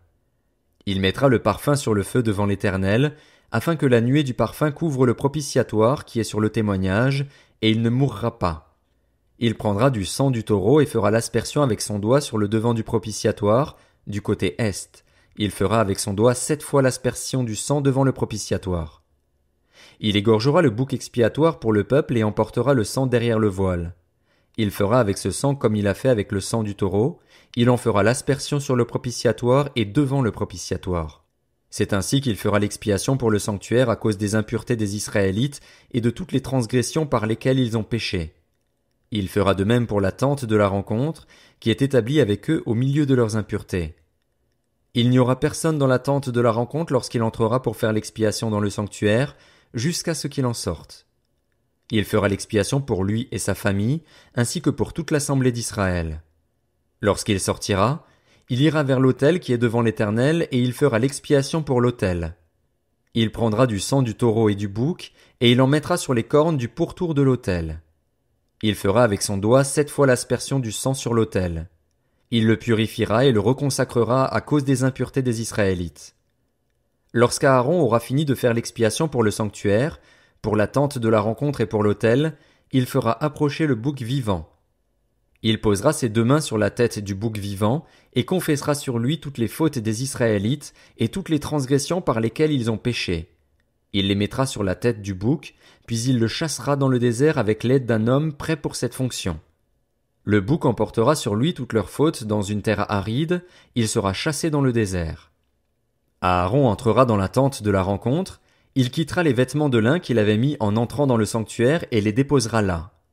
Il lavera son corps avec de l'eau dans un endroit saint et reprendra ses vêtements. Puis il sortira, offrira son holocauste et l'holocauste du peuple, et fera l'expiation pour lui et pour le peuple. Il brûlera sur l'autel la graisse de la victime expiatoire. Celui qui aura chassé le bouc pour Azazel lavera ses vêtements et lavera son corps dans l'eau. Après cela, il rentrera dans le camp. On emportera à l'extérieur du camp le taureau expiatoire et le bouc expiatoire dont on a porté le sang dans le sanctuaire pour faire l'expiation, et l'on brûlera au feu leur peau, leur viande et leurs excréments. Celui qui les brûlera lavera ses vêtements et lavera son corps dans l'eau. Après cela, il rentrera dans le camp. C'est pour vous une prescription perpétuelle. Le 10e jour du 7e mois, vous vous humilierez, vous ne ferez aucun travail, ni l'Israélite ni l'étranger en séjour parmi vous. En effet, ce jour-là on fera l'expiation pour vous afin de vous purifier, vous serez purifiés de tous vos péchés devant l'Éternel. Ce sera pour vous un sabbat, un jour de repos, et vous vous humilierez. C'est une prescription perpétuelle. Celui qui fera l'expiation, c'est le prêtre désigné par onction et établi dans ses fonctions pour succéder à son père en tant que grand prêtre. Il mettra des vêtements de lin, des vêtements sacrés. Il fera l'expiation pour le saint sanctuaire, il fera l'expiation pour la tente de la rencontre et pour l'autel, et il fera l'expiation pour les prêtres et pour tout le peuple de l'assemblée. Ce sera pour vous une prescription perpétuelle. Une fois par année se fera l'expiation pour les Israélites à cause de leurs péchés. On fit ce que l'Éternel avait ordonné à Moïse. Lévitique, chapitre 17. L'Éternel dit à Moïse: Transmets ces instructions à Aaron et à ses fils, ainsi qu'à tous les Israélites. Voici ce que l'Éternel a ordonné. Si un Israélite égorge, à l'intérieur ou à l'extérieur du camp, un bœuf, un agneau ou une chèvre sans l'amener à l'entrée de la tente de la rencontre pour en faire une offrande à l'Éternel, devant le tabernacle de l'Éternel, cet homme sera coupable du sang versé. Il a versé le sang, il sera exclu du milieu de son peuple. C'est afin que les Israélites, au lieu de sacrifier leurs victimes dans les champs, les amènent aux prêtres devant l'Éternel, à l'entrée de la tente de la rencontre, et qu'ils les offrent à l'Éternel en sacrifice de communion. Le prêtre en versera le sang sur l'autel de l'Éternel, à l'entrée de la tente de la rencontre, et il brûlera la graisse dont l'odeur sera agréable à l'Éternel. Ils n'offriront plus leurs sacrifices aux boucs, avec lesquels ils se prostituent. Ce sera une prescription perpétuelle pour eux au fil des générations. Tu leur diras donc, si un Israélite ou un étranger en séjour parmi eux offre un holocauste ou une victime sans la mener à l'entrée de la tente de la rencontre pour l'offrir en sacrifice à l'Éternel, il sera exclu de son peuple. Si un Israélite ou un étranger en séjour parmi eux mange du sang, je me tournerai contre celui qui mange le sang et je l'exclurai du milieu de son peuple. En effet, la vie d'un être est dans le sang. Je vous l'ai donné sur l'autel afin qu'il serve d'expiation pour vos âmes, car c'est par la vie que le sang fait l'expiation. C'est pourquoi j'ai dit aux Israélites, aucun de vous ne mangera du sang, même l'étranger en séjour parmi vous ne mangera pas de sang. Si un Israélite ou un étranger en séjour parmi eux prend à la chasse un animal ou un oiseau qui se mange, il en versera le sang et le couvrira de poussière. En effet, la vie de tout être, c'est son sang, qui est en lui. C'est pourquoi j'ai dit aux Israélites, vous ne mangerez le sang d'aucune créature, car la vie de tout être, c'est son sang. Celui qui en mangera sera exclu. Toute personne, qu'elle soit israélite ou étrangère, qui aura mangé d'une bête trouvée morte ou déchiquetée, lavera ses vêtements, se lavera dans l'eau et sera impure jusqu'au soir. Puis elle sera pure. Si elle ne lave pas ses vêtements et son corps, elle supportera les conséquences de sa faute. Lévitique, chapitre 18. L'Éternel dit à Moïse, transmets ces instructions aux Israélites, je suis l'Éternel, votre Dieu. Vous ne ferez pas ce qui se fait en Égypte où vous avez habité, et vous ne ferez pas ce qui se fait dans le pays de Canaan où je vous conduis. Vous ne suivrez pas leurs coutumes. Vous mettrez en pratique mes règles et vous respecterez mes prescriptions, c'est elles que vous suivrez. Je suis l'Éternel, votre Dieu. Vous respecterez mes prescriptions et mes règles. L'homme qui les mettra en pratique vivra par elles. Je suis l'Éternel. Aucun de vous ne s'approchera d'un membre de sa proche parenté pour dévoiler sa nudité. Je suis l'Éternel. Tu ne dévoileras pas la nudité de ton père, ni celle de ta mère, c'est ta mère. Tu ne dévoileras pas sa nudité. Tu ne dévoileras pas la nudité de la femme de ton père, c'est la nudité de ton père. Tu ne dévoileras pas la nudité de ta sœur, fille de ton père ou fille de ta mère, qu'elle soit née dans la maison ou en dehors de la maison. Tu ne dévoileras pas la nudité de la fille de ton fils, ni de la fille de ta fille, car c'est ta nudité. Tu ne dévoileras pas la nudité de la fille de la femme de ton père, née de ton père, c'est ta sœur. Tu ne dévoileras pas la nudité de la sœur de ton père, c'est la proche parente de ton père. Tu ne dévoileras pas la nudité de la sœur de ta mère, car c'est la proche parente de ta mère. Tu ne dévoileras pas la nudité du frère de ton père, tu ne t'approcheras pas de sa femme, c'est ta tante. Tu ne dévoileras pas la nudité de ta belle-fille, c'est la femme de ton fils, tu ne dévoileras pas sa nudité. Tu ne dévoileras pas la nudité de la femme de ton frère, c'est la nudité de ton frère. Tu ne dévoileras pas la nudité d'une femme et de sa fille, tu n'épouseras pas non plus la fille de son fils ou de sa fille pour dévoiler sa nudité, ce sont tes proches parentes, ce serait un crime. Tu n'épouseras pas la sœur de ta femme, ce serait exciter une rivalité en dévoilant sa nudité à côté de ta femme pendant sa vie. Tu ne t'approcheras pas d'une femme pendant qu'elle est impure à cause de ses règles pour dévoiler sa nudité. Tu ne coucheras pas avec la femme de ton prochain pour te rendre impur avec elle. Tu ne livreras aucun de tes enfants pour le sacrifier à Moloch et tu ne déshonoreras pas ainsi le nom de ton Dieu. Je suis l'Éternel. Tu ne coucheras pas avec un homme comme on couche avec une femme, c'est une pratique abominable. Tu ne coucheras pas avec une bête pour te rendre impur avec elle, la femme non plus ne s'approchera pas d'une bête pour se prostituer à elle, c'est une pratique abominable. Ne vous rendez impurs par aucune de ces pratiques, car c'est par elles que les nations que je vais chasser devant vous se sont rendues impures. Le pays est devenu impur et j'interviendrai contre lui à cause de son péché, il vomira ses habitants. Vous respecterez mes prescriptions et mes règles et vous ne commettrez aucun de ces actes abominables, ni l'Israélite, ni l'étranger en séjour parmi vous. En effet, toutes ces pratiques abominables, les hommes qui ont habité le pays avant vous les ont commises et le pays en est devenu impur. Que le pays n'ait pas à vous vomir parce que vous l'aurez rendu impur, comme il a vomi les nations qui l'habitaient avant vous. En effet, tous ceux qui commettront l'une de ces pratiques abominables seront exclus du milieu de leur peuple. Vous respecterez mes commandements sans pratiquer aucune des coutumes abominables qui se pratiquaient avant vous, vous ne vous rendrez pas impurs en les pratiquant. Je suis l'Éternel, votre Dieu. Lévitique, chapitre 19. L'Éternel dit à Moïse: Transmets ces instructions à toute l'assemblée des Israélites. Vous serez saints, car je suis saint, moi, l'Éternel, votre Dieu. Chacun de vous traitera sa mère et son père avec déférence et respectera mes sabbats. Je suis l'Éternel, votre Dieu. Vous ne vous tournerez pas vers les faux dieux, vous ne vous ferez pas des dieux en métal fondu. Je suis l'Éternel, votre Dieu. Quand vous offrirez à l'Éternel un sacrifice de communion, vous l'offrirez de sorte qu'il soit accepté. On mangera la victime le jour où vous la sacrifierez, ou le lendemain. On brûlera au feu ce qui restera jusqu'au 3e jour. Si l'on en mange le 3e jour, ce sera une chose infecte. Le sacrifice ne sera pas accepté.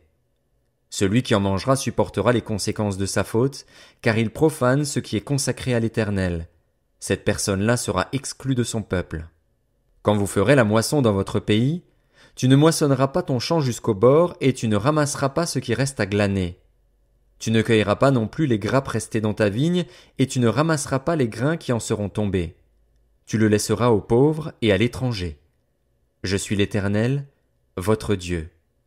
Vous ne commettrez pas de vol et vous ne recourrez ni au mensonge ni à la tromperie les uns envers les autres.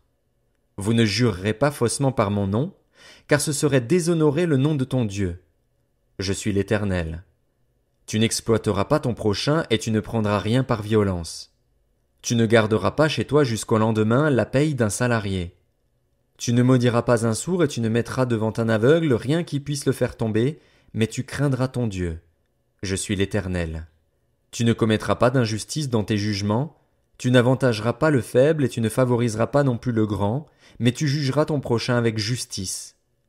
Tu ne propageras pas de calomnie parmi ton peuple et tu ne t'attaqueras pas à la vie de ton prochain. Je suis l'Éternel.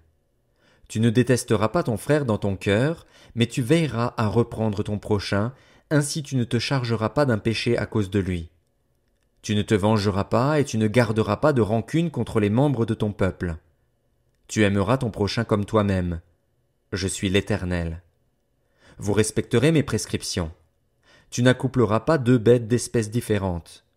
Tu n'ensemenceras pas ton champ de 2 espèces de semences. Et tu ne porteras pas un vêtement tissé de 2 espèces de fils. Lorsqu'un homme couchera avec une femme, si c'est une esclave fiancée à un autre homme et qui n'a pas été rachetée ou affranchie, ils seront punis, mais non de mort parce qu'elle n'a pas été affranchie. L'homme amènera un bélier à l'Éternel, à l'entrée de la tente de la rencontre, en sacrifice de culpabilité pour sa faute.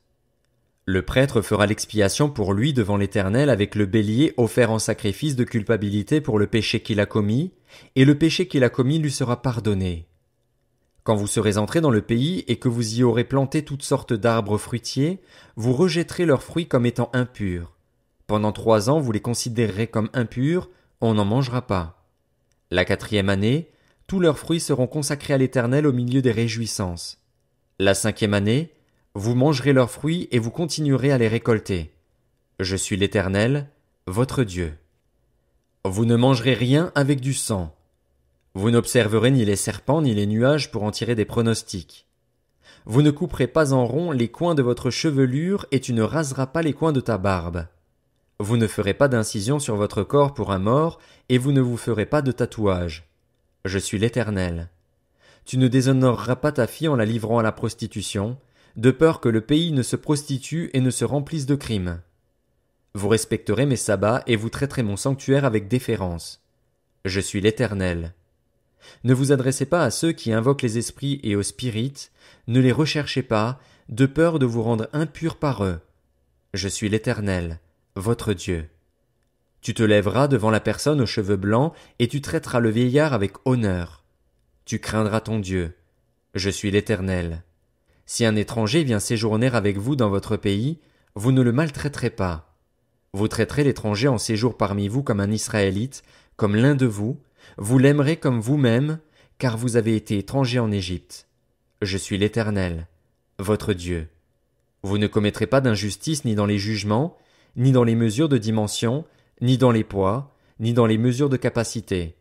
Vous aurez des balances justes, des poids justes, des mesures de solide justes et des mesures de liquide justes. Je suis l'Éternel, votre Dieu, qui vous ai fait sortir d'Égypte. Vous respecterez toutes mes prescriptions et toutes mes règles, vous les mettrez en pratique. Je suis l'Éternel. Lévitique, chapitre 20. L'Éternel dit à Moïse, Tu diras aux Israélites, si un Israélite ou un étranger qui séjourne en Israël livre l'un de ses enfants à Moloch, il sera puni de mort. Le peuple du pays le lapidera. Quant à moi, je me tournerai contre cet homme et je l'exclurai du milieu de son peuple, parce qu'il a livré un de ses enfants à Moloch, rendu mon sanctuaire impur et déshonoré mon saint nom. Si le peuple du pays ferme les yeux sur le fait que cet homme livre un de ses enfants à Moloch, s'il ne le fait pas mourir, je me tournerai, moi, contre cet homme et contre sa famille et je l'exclurai du milieu de son peuple avec tous ceux qui, à sa suite, se prostituent à Moloch. Si quelqu'un s'adresse à ceux qui invoquent les esprits et aux spirites pour se prostituer à eux, je me tournerai contre lui et je l'exclurai du milieu de son peuple. Vous vous consacrerez et vous serez saints, car je suis l'Éternel, votre Dieu. Vous respecterez mes prescriptions et vous les mettrez en pratique. Je suis l'Éternel qui vous considère comme saint. Si quelqu'un maudit son père ou sa mère, il sera puni de mort. Il a maudit son père ou sa mère, son sang retombera sur lui. Si un homme commet un adultère avec une femme mariée, s'il commet un adultère avec la femme de son prochain, l'homme et la femme adultère seront punis de mort. Si un homme couche avec la femme de son père et dévoile ainsi la nudité de son père, cet homme et cette femme seront punis de mort, leur sang retombera sur eux. Si un homme couche avec sa belle-fille, ils seront tous deux punis de mort. Ils ont commis un acte abominable, leur sang retombera sur eux. Si un homme couche avec un homme comme on couche avec une femme, ils commettent tous deux un acte abominable. Ils seront punis de mort, leur sang retombera sur eux. Si un homme épouse la fille et la mère, c'est un crime. On les brûlera au feu, elle et lui, afin que ce crime n'existe pas au milieu de vous. Si un homme couche avec une bête, il sera puni de mort et vous tuerez la bête. Si une femme s'approche d'une bête pour se prostituer à elle, tu tueras la femme et la bête. Elles seront mises à mort, leur sang retombera sur elles. Si un homme épouse sa sœur, fille de son père ou de sa mère, s'il voit sa nudité et qu'elle voit la sienne, c'est une honte. Ils seront exclus sous les yeux des membres de leur peuple. Il a dévoilé la nudité de sa sœur, il supportera les conséquences de sa faute. Si un homme couche avec une femme qui a ses règles et dévoile sa nudité, il expose la perte de sang de la femme et elle-même l'expose. Ils seront tous deux exclus du milieu de leur peuple. Tu ne dévoileras pas la nudité de la sœur de ta mère ni celle de la sœur de ton père, car celui qui fait cela met à nu sa proche parente. Ils supporteront les conséquences de leur faute. Si un homme couche avec sa tante, il dévoile la nudité de son oncle. Ils supporteront les conséquences de leur péché, ils mourront sans enfant. Si un homme épouse la femme de son frère, c'est une souillure. Il a dévoilé la nudité de son frère, ils resteront sans enfant. Vous respecterez toutes mes prescriptions et toutes mes règles, vous les mettrez en pratique, afin que le pays où je vous conduis pour vous y établir ne vous vomisse pas. Vous ne suivrez pas les coutumes des nations que je vais chasser devant vous, car elles ont fait cela et je les ai en horreur. Je vous ai dit, c'est vous qui posséderez leur pays, c'est moi qui vous le donnerai en possession, c'est un pays où coule le lait et le miel, je suis l'Éternel, votre Dieu, qui vous ai séparé des autres peuples. Vous respecterez la distinction entre les animaux purs et impurs, entre les oiseaux purs et impurs, afin de ne pas vous rendre vous-même abominables par des animaux, des oiseaux et tous les reptiles de la terre que je vous ai appris à distinguer comme impurs. Vous serez saints pour moi, car je suis saint, moi, l'Éternel. Je vous ai séparés des autres peuples afin que vous m'apparteniez.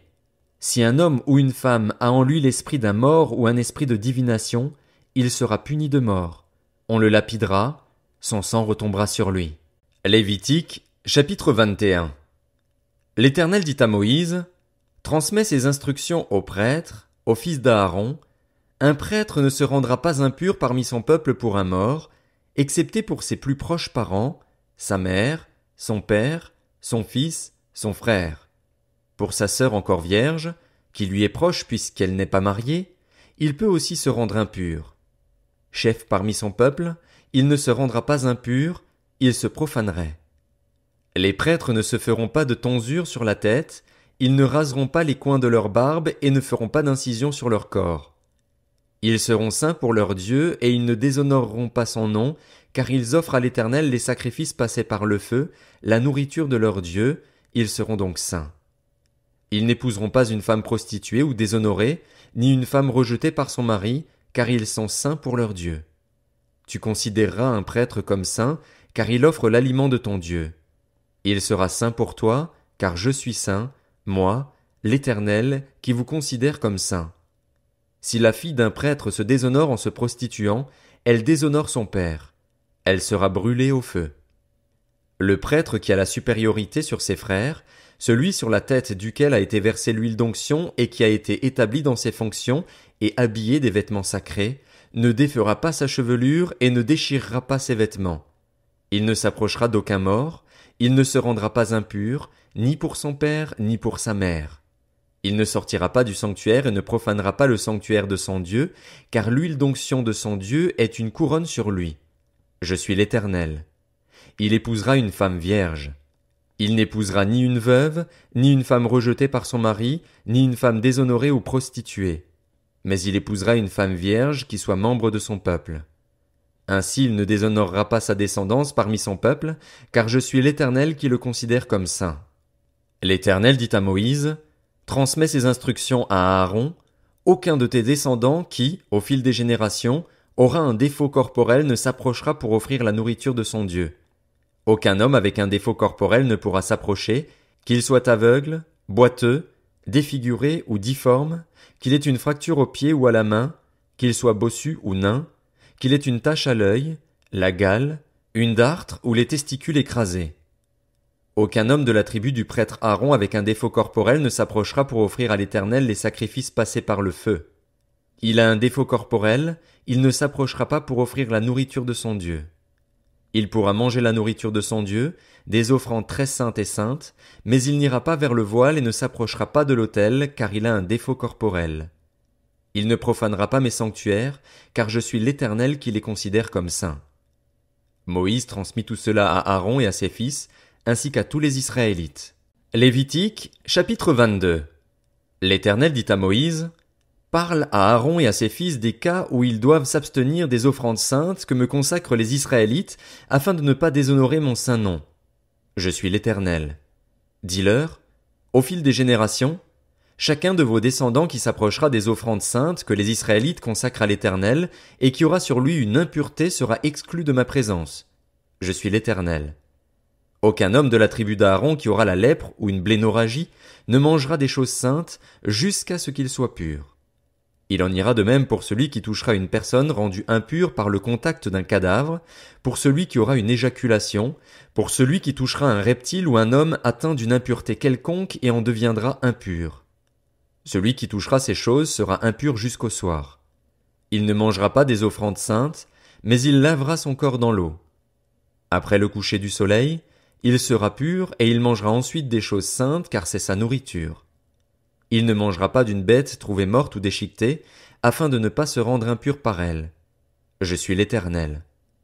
Ils respecteront mes commandements, ainsi ils n'auront pas à supporter les conséquences de leurs péchés et ne mourront pas pour avoir profané les offrandes saintes. Je suis l'Éternel qui les considère comme saints. Aucune personne étrangère ne mangera des offrandes saintes. Ni celui qui loge chez un prêtre, ni son salarié ne mangeront des offrandes saintes. En revanche, un esclave acheté par le prêtre à prix d'argent pourra en manger, de même que celui qui est né dans sa maison. Ils mangeront de sa nourriture. La fille d'un prêtre marié à un étranger ne mangera pas de ce qui est prélevé sur les offrandes saintes. En revanche, la fille d'un prêtre qui sera veuve ou rejetée par son mari, sans enfant, et qui retournera dans la maison de son père comme dans sa jeunesse pourra manger de la nourriture de son père. Aucune personne étrangère n'en mangera. Si un homme mange involontairement d'une offrande sainte, il donnera au prêtre la valeur de l'offrande sainte en y ajoutant 1/5. Les prêtres ne profaneront pas les offrandes saintes des Israélites, ce qu'ils ont offert à titre de prélèvement pour l'Éternel. Ils les chargeraient d'une faute demandant réparation en mangeant leurs offrandes saintes, car je suis l'Éternel qui les considère comme saints. L'Éternel dit à Moïse, transmets ces instructions à Aaron et à ses fils, ainsi qu'à tous les Israélites. Si un Israélite ou un étranger en Israël offre un holocauste à l'Éternel, soit pour l'accomplissement d'un vœu, soit comme offrande volontaire, il prendra un mâle sans défaut parmi les bœufs, les agneaux ou les chevreaux, afin que sa victime soit acceptée. Vous n'en offrirez aucune qui ait un défaut, car elle ne serait pas acceptée. Si un homme offre à l'Éternel du gros ou du petit bétail en sacrifice de communion, soit pour l'accomplissement d'un vœu, soit comme offrande volontaire, la victime sera sans défaut afin qu'elle soit acceptée. Il n'y aura en elle aucun défaut. Vous n'offrirez pas une victime qui soit aveugle, estropiée ou mutilée, qui ait des ulcères, la gale ou une dartre. Vous n'en ferez pas sur l'autel un sacrifice passé par le feu pour l'Éternel. Tu pourras sacrifier comme offrande volontaire un bœuf ou un agneau avec un membre trop long ou trop court, mais il ne sera pas accepté pour l'accomplissement d'un vœu. Vous n'offrirez pas à l'Éternel un animal dont les testicules ont été écrasés, broyés, arrachés ou coupés. Vous ne l'offrirez pas en sacrifice dans votre pays. Pas même d'un étranger vous n'accepterez une de ces victimes pour l'offrir comme nourriture de votre Dieu, car elles sont mutilées, elles ont des défauts, elles ne seraient pas acceptées. L'Éternel dit à Moïse, quand un veau, un agneau ou un chevreau naîtra, il restera 7 jours avec sa mère, dès le 8e jour et les suivants, il sera accepté pour être offert à l'Éternel en sacrifice passé par le feu. Veau ou agneau, vous n'égorgerez pas un animal et son petit le même jour. Quand vous offrirez à l'Éternel un sacrifice de reconnaissance, vous ferez en sorte qu'il soit accepté. La victime sera mangée le jour même, vous n'en laisserez rien jusqu'au matin. Je suis l'Éternel. Vous respecterez mes commandements, vous les mettrez en pratique. Je suis l'Éternel. Vous ne déshonorerez pas mon saint nom, afin que ma sainteté soit respectée au milieu des Israélites. Je suis l'Éternel qui vous considère comme saint et qui vous ai fait sortir d'Égypte pour être votre Dieu. Je suis l'Éternel. Lévitique, chapitre 23. L'Éternel dit à Moïse, transmets ces instructions aux Israélites, les fêtes de l'Éternel que vous proclamerez seront de saintes assemblées. Voici quelles sont mes fêtes. On travaillera 6 jours, mais le 7e jour est le sabbat, le jour du repos. Il y aura une sainte assemblée, vous ne ferez aucun travail, c'est le sabbat de l'Éternel dans toutes vos maisons. Voici les fêtes de l'Éternel, les saintes assemblées que vous proclamerez à la date fixée pour elles. Le 14e jour du 1er mois, au coucher du soleil, ce sera la Pâque de l'Éternel. Et le 15e jour de ce mois, ce sera la fête des pains sans levain en l'honneur de l'Éternel. Vous mangerez pendant 7 jours des pains sans levain. Le 1er jour, vous aurez une sainte assemblée, vous n'effectuerez aucun travail pénible. Pendant 7 jours, vous offrirez à l'Éternel des sacrifices passés par le feu. Le 7e jour, il y aura une sainte assemblée, vous n'effectuerez aucun travail pénible. L'Éternel dit à Moïse, transmets ces instructions aux Israélites, quand vous serez entrés dans le pays que je vous donne et que vous y ferez la moisson, vous apporterez au prêtre la première gerbe de votre moisson. Il fera avec la gerbe le geste de présentation devant l'Éternel afin qu'elle soit acceptée, il fera le geste de présentation le lendemain du sabbat. Le jour où vous présenterez la gerbe, vous offrirez en holocauste à l'Éternel un agneau d'1 an sans défaut. Vous y joindrez une offrande de 4,5 litres de fleur de farine pétrie à l'huile, comme offrande passée par le feu dont l'odeur est agréable à l'Éternel, et vous ferez une offrande d'1 litre de vin. Vous ne mangerez ni pain, ni épis rôtis ou broyés jusqu'au jour même où vous apporterez l'offrande à votre Dieu. C'est une prescription perpétuelle pour vous au fil des générations, partout où vous habiterez.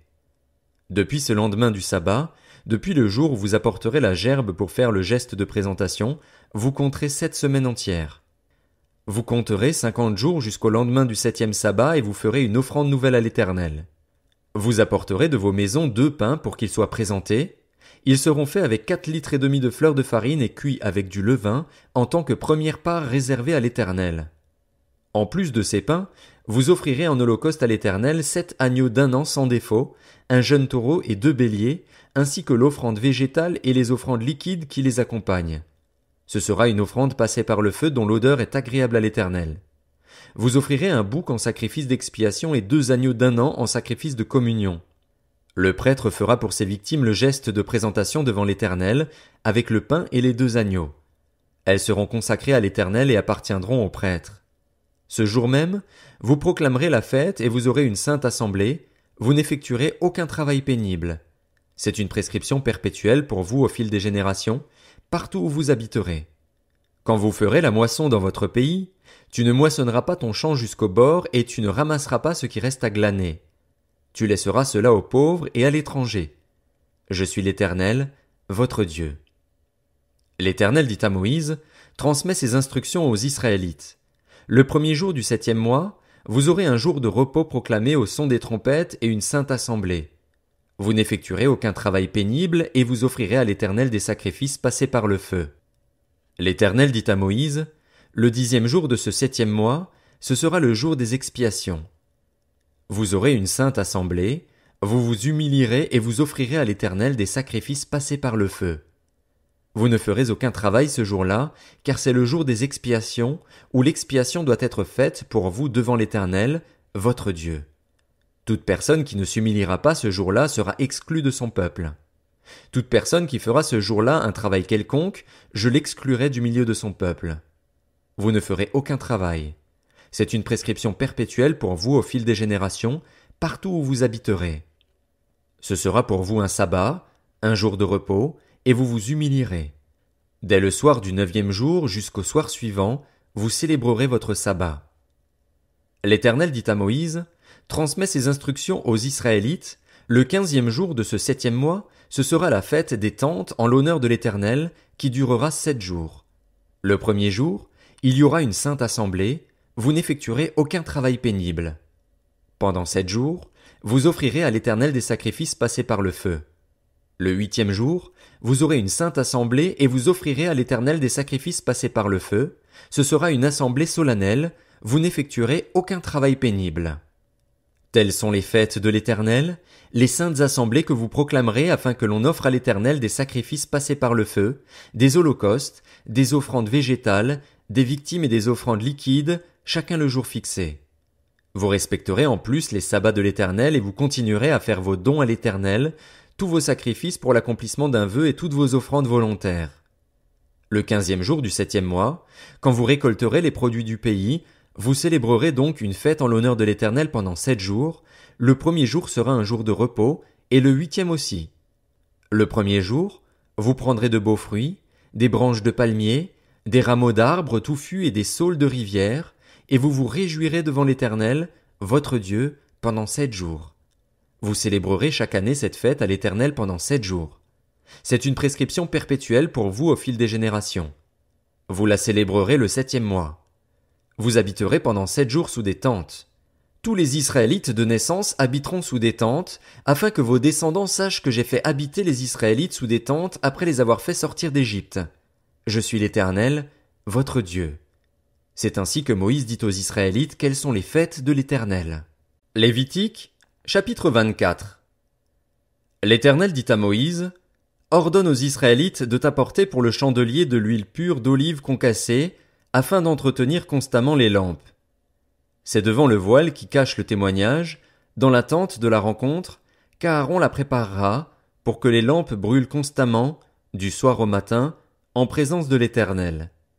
C'est une prescription perpétuelle pour vous au fil des générations. Il arrangera les lampes sur le chandelier d'or pur pour qu'elles brûlent constamment devant l'Éternel. Tu prendras de la fleur de farine et tu en feras 12 gâteaux. Chaque gâteau sera fait avec 4 litres et demi de fleur de farine. Tu les placeras en 2 piles, 6 par pile, sur la table d'or pur devant l'Éternel. Tu mettras de l'encens pur sur chaque pile et il brûlera à la place du pain en l'honneur de l'Éternel, comme souvenir. Chaque jour de sabbat, sans exception, on rangera ces pains devant l'Éternel de la part des Israélites. C'est une alliance éternelle.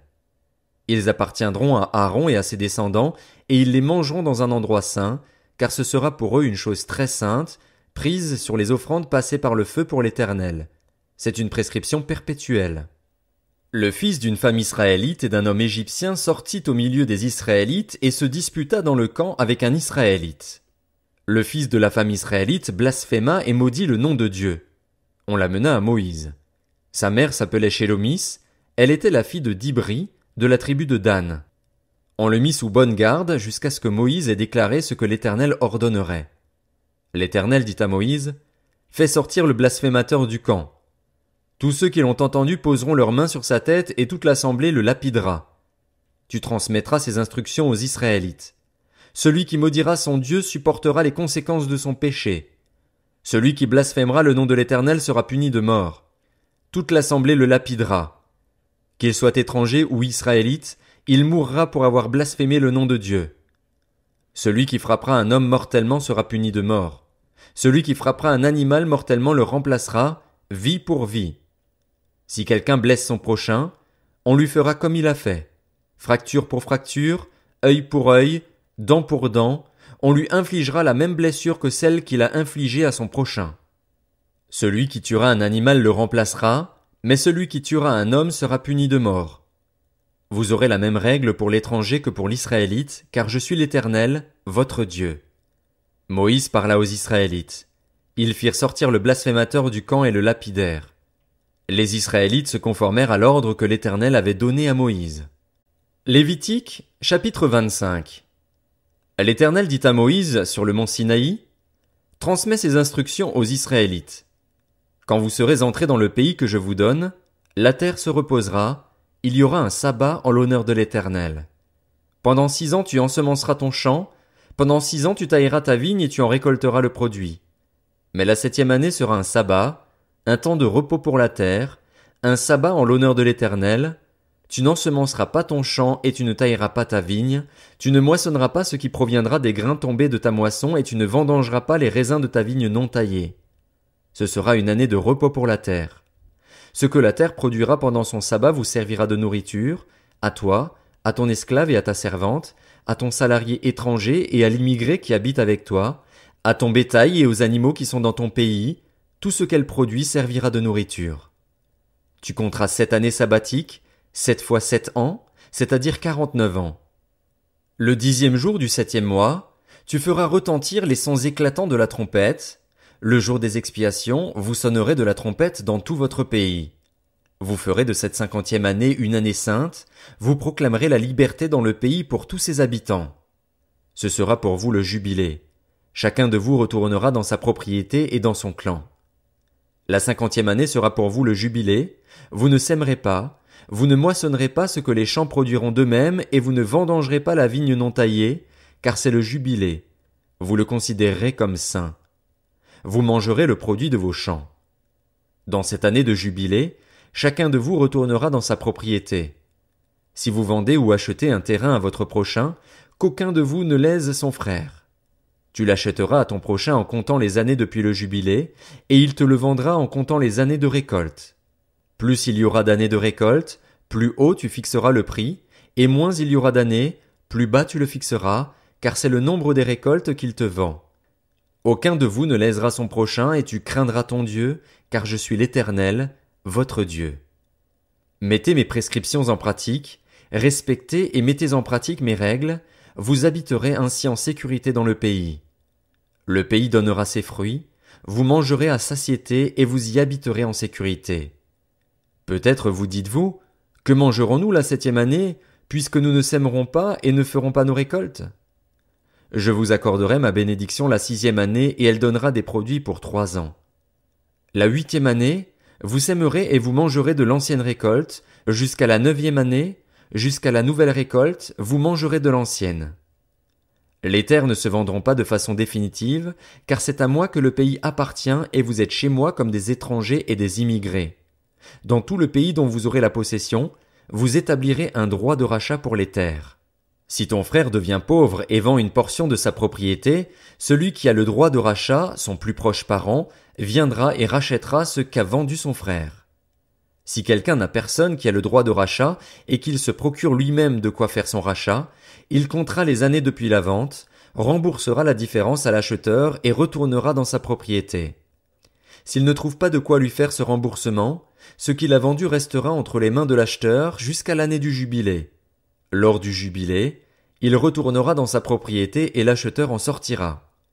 Si quelqu'un vend une maison d'habitation dans une ville pourvue de murs d'enceinte, il aura le droit de rachat durant une année entière à partir de la vente, son droit de rachat durera 1 an. Mais si cette maison située dans une ville pourvue de murs d'enceinte n'est pas rachetée avant la fin de l'année, elle restera définitivement à l'acheteur et à ses descendants, il n'en sortira pas lors du jubilé. Les maisons des villages dépourvus de murs d'enceinte seront considérées comme des fonds de terre, elles pourront être rachetées et l'acheteur en sortira lors du jubilé.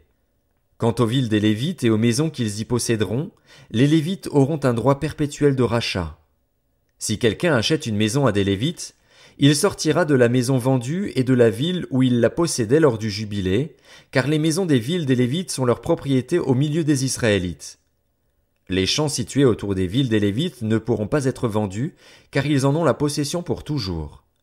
Si ton frère devient pauvre et qu'il manque de ressources près de toi, tu le soutiendras, même s'il s'agit d'un étranger ou d'un immigré, afin qu'il vive avec toi. Tu ne tireras de lui ni intérêt ni profit, tu craindras ton Dieu et ton frère vivra avec toi. Tu ne lui prêteras pas ton argent à intérêt et tu ne lui prêteras pas ta nourriture pour en tirer un profit. Je suis l'Éternel, ton Dieu, qui vous ai fait sortir d'Égypte pour vous donner le pays de Canaan, pour être votre Dieu. Si ton frère devient pauvre près de toi et se vend à toi, tu ne lui imposeras pas le travail d'un esclave. Il sera chez toi comme un salarié, comme un immigré, il sera à ton service jusqu'à l'année du jubilé. Il sortira alors de chez toi avec ses enfants, et il retournera dans son clan, dans la propriété de ses ancêtres. En effet, ils sont mes serviteurs, ceux que j'ai fait sortir d'Égypte, on ne les vendra pas comme on vend des esclaves. Tu ne domineras pas sur lui avec dureté, et tu craindras ton Dieu. C'est parmi les nations qui vous entourent que tu prendras le serviteur et la servante qui t'appartiendront, c'est d'elles que vous achèterez le serviteur et la servante. Vous pourrez aussi en acheter parmi les enfants des immigrés en séjour chez toi, ainsi que parmi les familles auxquelles ils donneront naissance dans votre pays, et ils seront votre propriété. Vous les laisserez en héritage à vos enfants après vous comme une propriété, vous les garderez comme esclaves pour toujours. Mais en ce qui concerne vos frères, les Israélites, aucun de vous ne dominera avec dureté sur son frère. Si un étranger ou un immigré devient riche et que ton frère devienne pauvre près de lui et se vende à l'étranger immigré chez toi, ou à quelqu'un de la famille de l'étranger, il y aura pour lui le droit de rachat, après qu'il se sera vendu, un de ses frères pourra le racheter. Son oncle, le fils de son oncle ou l'un de ses proches parents pourra le racheter. Ou bien, s'il en a les moyens, il se rachètera lui-même. Il comptera avec celui qui l'a acheté le nombre d'années depuis celle où il s'est vendu jusqu'à l'année du jubilé. Le prix à payer dépendra du nombre d'années, évalué comme celle d'un salarié. S'il reste beaucoup d'années, il payera pour son rachat une part proportionnelle du prix auquel il a été acheté.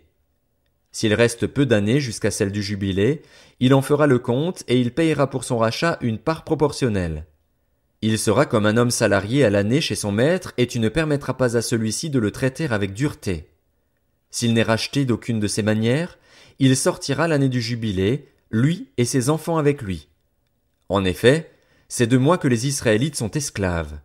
Ils sont mes esclaves que j'ai fait sortir d'Égypte. Je suis l'Éternel, votre Dieu. Lévitique, chapitre 26. Vous ne vous ferez pas de faux dieux, vous ne vous dresserez ni sculpture sacrée, ni statue, et vous ne placerez dans votre pays aucune pierre ornée de figures pour vous prosterner devant elle, car je suis l'Éternel, votre Dieu. Vous respecterez mes sabbats et vous traiterez mon sanctuaire avec déférence, je suis l'Éternel. Si vous suivez mes prescriptions, si vous gardez mes commandements et les mettez en pratique, je vous enverrai des pluies en leur saison, la terre donnera ses produits et les arbres des champs leurs fruits. Le battage du blé durera jusqu'à la vendange, et la vendange jusqu'au semail. Vous mangerez du pain à satiété et vous habiterez en sécurité dans votre pays. Je mettrai la paix dans le pays et personne ne troublera votre sommeil. Je ferai disparaître du pays les bêtes féroces et l'épée ne passera pas par votre pays.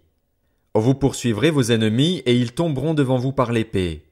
Ainsi, 5 parmi vous en poursuivront 100, et 100 parmi vous en poursuivront 10 000, et vos ennemis tomberont devant vous par l'épée.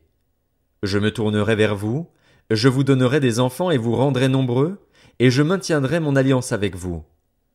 Vous mangerez des anciennes récoltes et vous devrez les sortir pour faire place aux nouvelles. J'établirai mon habitation au milieu de vous, et je ne montrerai pas de dégoût envers vous. Je marcherai au milieu de vous, je serai votre Dieu et vous serez mon peuple. Je suis l'Éternel, votre Dieu, qui vous ai fait sortir d'Égypte, qui vous ai tiré de l'esclavage. J'ai mis un terme à l'oppression qui pesait sur vous et je vous ai fait marcher la tête haute. Mais si vous ne m'écoutez pas et ne mettez pas tous ces commandements en pratique, si vous méprisez mes prescriptions et si vous montrez du dégoût envers mes règles au point de ne pas mettre tous mes commandements en pratique et de rompre mon alliance, voici alors ce que je vous ferai. J'enverrai sur vous la terreur, le dépérissement et la fièvre qui épuisent le regard et rongent la vie. Vous sèmerez vos semences pour rien, ce sont vos ennemis qui les mangeront. Je me tournerai contre vous et vous serez battus devant vos ennemis. Ceux qui vous détestent domineront sur vous et vous fuirez sans même que l'on vous poursuive. Si, malgré cela, vous ne m'écoutez pas, je vous punirai 7 fois plus pour vos péchés. Je briserai la force qui fait votre orgueil, je rendrai votre ciel pareil à du fer et votre terre pareille à du bronze. Votre force s'épuisera inutilement, votre terre ne donnera pas ses produits et les arbres de la terre ne donneront pas leurs fruits. Si vous me résistez et ne voulez pas m'écouter, je vous frapperai 7 fois plus, conformément à vos péchés. J'enverrai contre vous les animaux sauvages, ils vous priveront de vos enfants, détruiront votre bétail et vous réduiront à un petit nombre, si bien que vos chemins seront déserts. Si, malgré cela, vous ne vous laissez pas corriger par moi et me résistez, je vous résisterai aussi et je vous frapperai encore 7 fois plus pour vos péchés. Je ferai venir contre vous l'épée chargée de venger l'alliance. Quand vous vous rassemblerez dans vos villes, j'enverrai la peste au milieu de vous et vous serez livrés aux mains de l'ennemi. Lorsque je vous priverai de pain, 10 femmes cuiront votre pain dans un seul four et le rapporteront par ration. Vous mangerez et vous ne serez pas rassasiés. Si, malgré cela, vous ne m'écoutez pas et me résistez, je vous résisterai aussi avec fureur et je vous punirai encore 7 fois plus pour vos péchés. Vous mangerez la chair de vos fils et de vos filles. Je détruirai vos hauts lieux, j'abattrai vos statues consacrées au soleil, je mettrai vos cadavres sur les cadavres de vos idoles et je montrerai du dégoût envers vous. Je ferai de vos villes des déserts, je dévasterai vos sanctuaires et je ne respirerai plus l'odeur de vos parfums apaisants. Je dévasterai moi-même le pays à un tel point que vos ennemis venus l'habiter seront stupéfaits. Je vous disperserai parmi les nations et je dégainerai l'épée pour vous poursuivre. Votre pays sera dévasté et vos villes seront désertes. Alors le pays compensera ses sabbats durant toute la période où il sera dévasté et où vous serez dans le pays de vos ennemis. Oui, alors le pays se reposera et compensera ses sabbats. Durant toute la période où il sera dévasté, il aura le repos qu'il n'avait pas eu pendant vos sabbats, tandis que vous l'habitiez. Ceux parmi vous qui survivront, je remplirai leur cœur d'angoisse dans les pays de leurs ennemis. Le bruit d'une feuille agitée les poursuivra. Ils prendront la fuite comme on le fait devant l'épée et ils tomberont sans qu'on les poursuive. Ils trébucheront les uns sur les autres comme devant l'épée, sans qu'on les poursuive. Vous ne subsisterez pas en face de vos ennemis. Vous disparaîtrez parmi les nations et le pays de vos ennemis vous dévorera. Ceux parmi vous qui survivront seront frappés de dépérissement pour leurs fautes dans les pays de leurs ennemis, ils seront aussi frappés de dépérissement pour les fautes de leurs ancêtres. Ils confesseront leurs fautes et celles de leurs ancêtres, l'infidélité dont ils auront fait preuve envers moi et la résistance qu'ils m'auront opposée.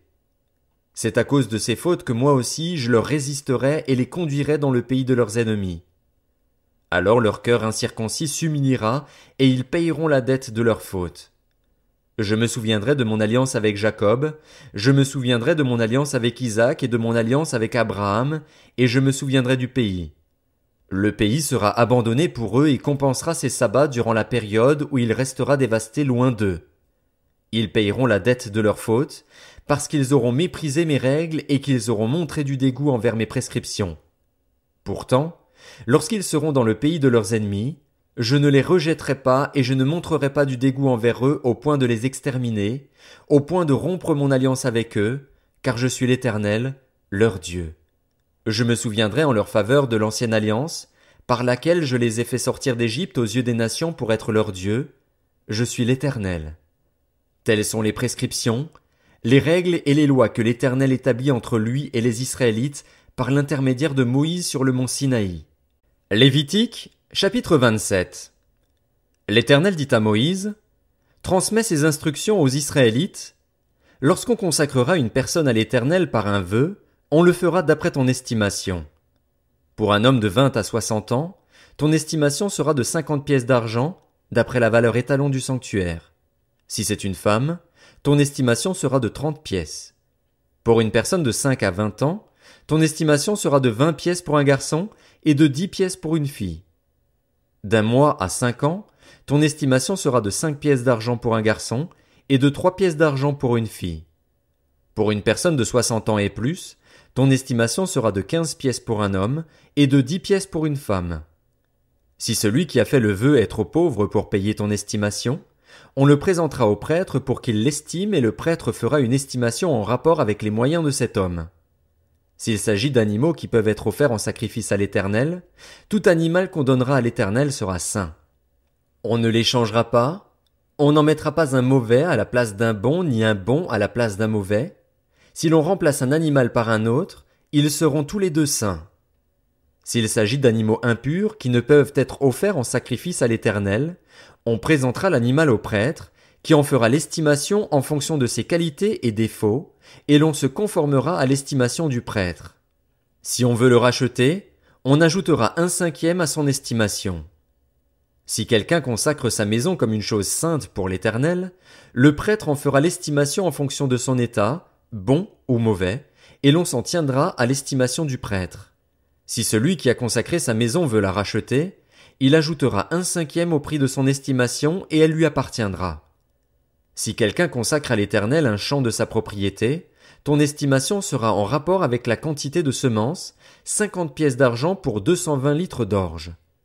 Si c'est dès l'année du jubilé qu'il consacre son champ, on s'en tiendra à ton estimation. Si c'est après le jubilé qu'il consacre son champ, le prêtre en évaluera le prix en fonction du nombre d'années qui restent jusqu'au jubilé et on fera une réduction sur ton estimation. Si celui qui a consacré son champ veut le racheter, il ajoutera 1/5 au prix de ton estimation et le champ lui restera. S'il ne rachète pas le champ et qu'on le vende à un autre homme, il ne pourra plus être racheté. Et quand l'acheteur en sortira lors du jubilé, ce champ sera consacré à l'Éternel comme un champ qui lui a été définitivement voué, il deviendra la propriété du prêtre. Si quelqu'un consacre à l'Éternel un champ qu'il a acquis et qui ne fait pas partie de sa propriété, le prêtre en évaluera le prix d'après ton estimation jusqu'à l'année du jubilé, et cet homme payera le jour même le prix fixé comme étant consacré à l'Éternel. L'année du jubilé, le champ retournera à la personne à qui on l'avait acheté et qui en avait la propriété. Toutes tes estimations se feront en pièces du sanctuaire, en pièces de 10 grammes. Personne ne pourra consacrer le premier-né de son bétail, car il appartient déjà à l'Éternel en tant que premier-né, qu'il s'agisse d'un veau ou d'un agneau, il appartient à l'Éternel. S'il s'agit d'un animal impur, on le rachètera au prix de ton estimation en y ajoutant 1/5. S'il n'est pas racheté, on le vendra d'après ton estimation. Aucun des biens qu'un homme vouera de manière définitive à l'Éternel ne pourra être vendu ni racheté, qu'il s'agisse d'une personne, d'un animal ou d'un champ de sa propriété. Tout ce qui lui sera voué de manière définitive sera très saint, propriété de l'Éternel. Aucune personne vouée de manière définitive ne pourra être rachetée, on la mettra à mort. Toute dîme de la terre, soit des récoltes de la terre, soit du fruit des arbres, appartient à l'Éternel, c'est une chose consacrée à l'Éternel. Si quelqu'un veut racheter quelque chose de sa dîme, il y ajoutera 1/5. Toute dîme de gros et de petit bétail, une bête sur 10 de tout ce qui passe sous un bâton de berger, sera consacrée à l'Éternel. On n'examinera pas si l'animal est bon ou mauvais, et l'on ne fera pas d'échange. Si l'on remplace un animal par un autre, ils seront tous les deux saints et ne pourront pas être rachetés. Tels sont les commandements que l'Éternel donna à Moïse pour les Israélites sur le mont Sinaï.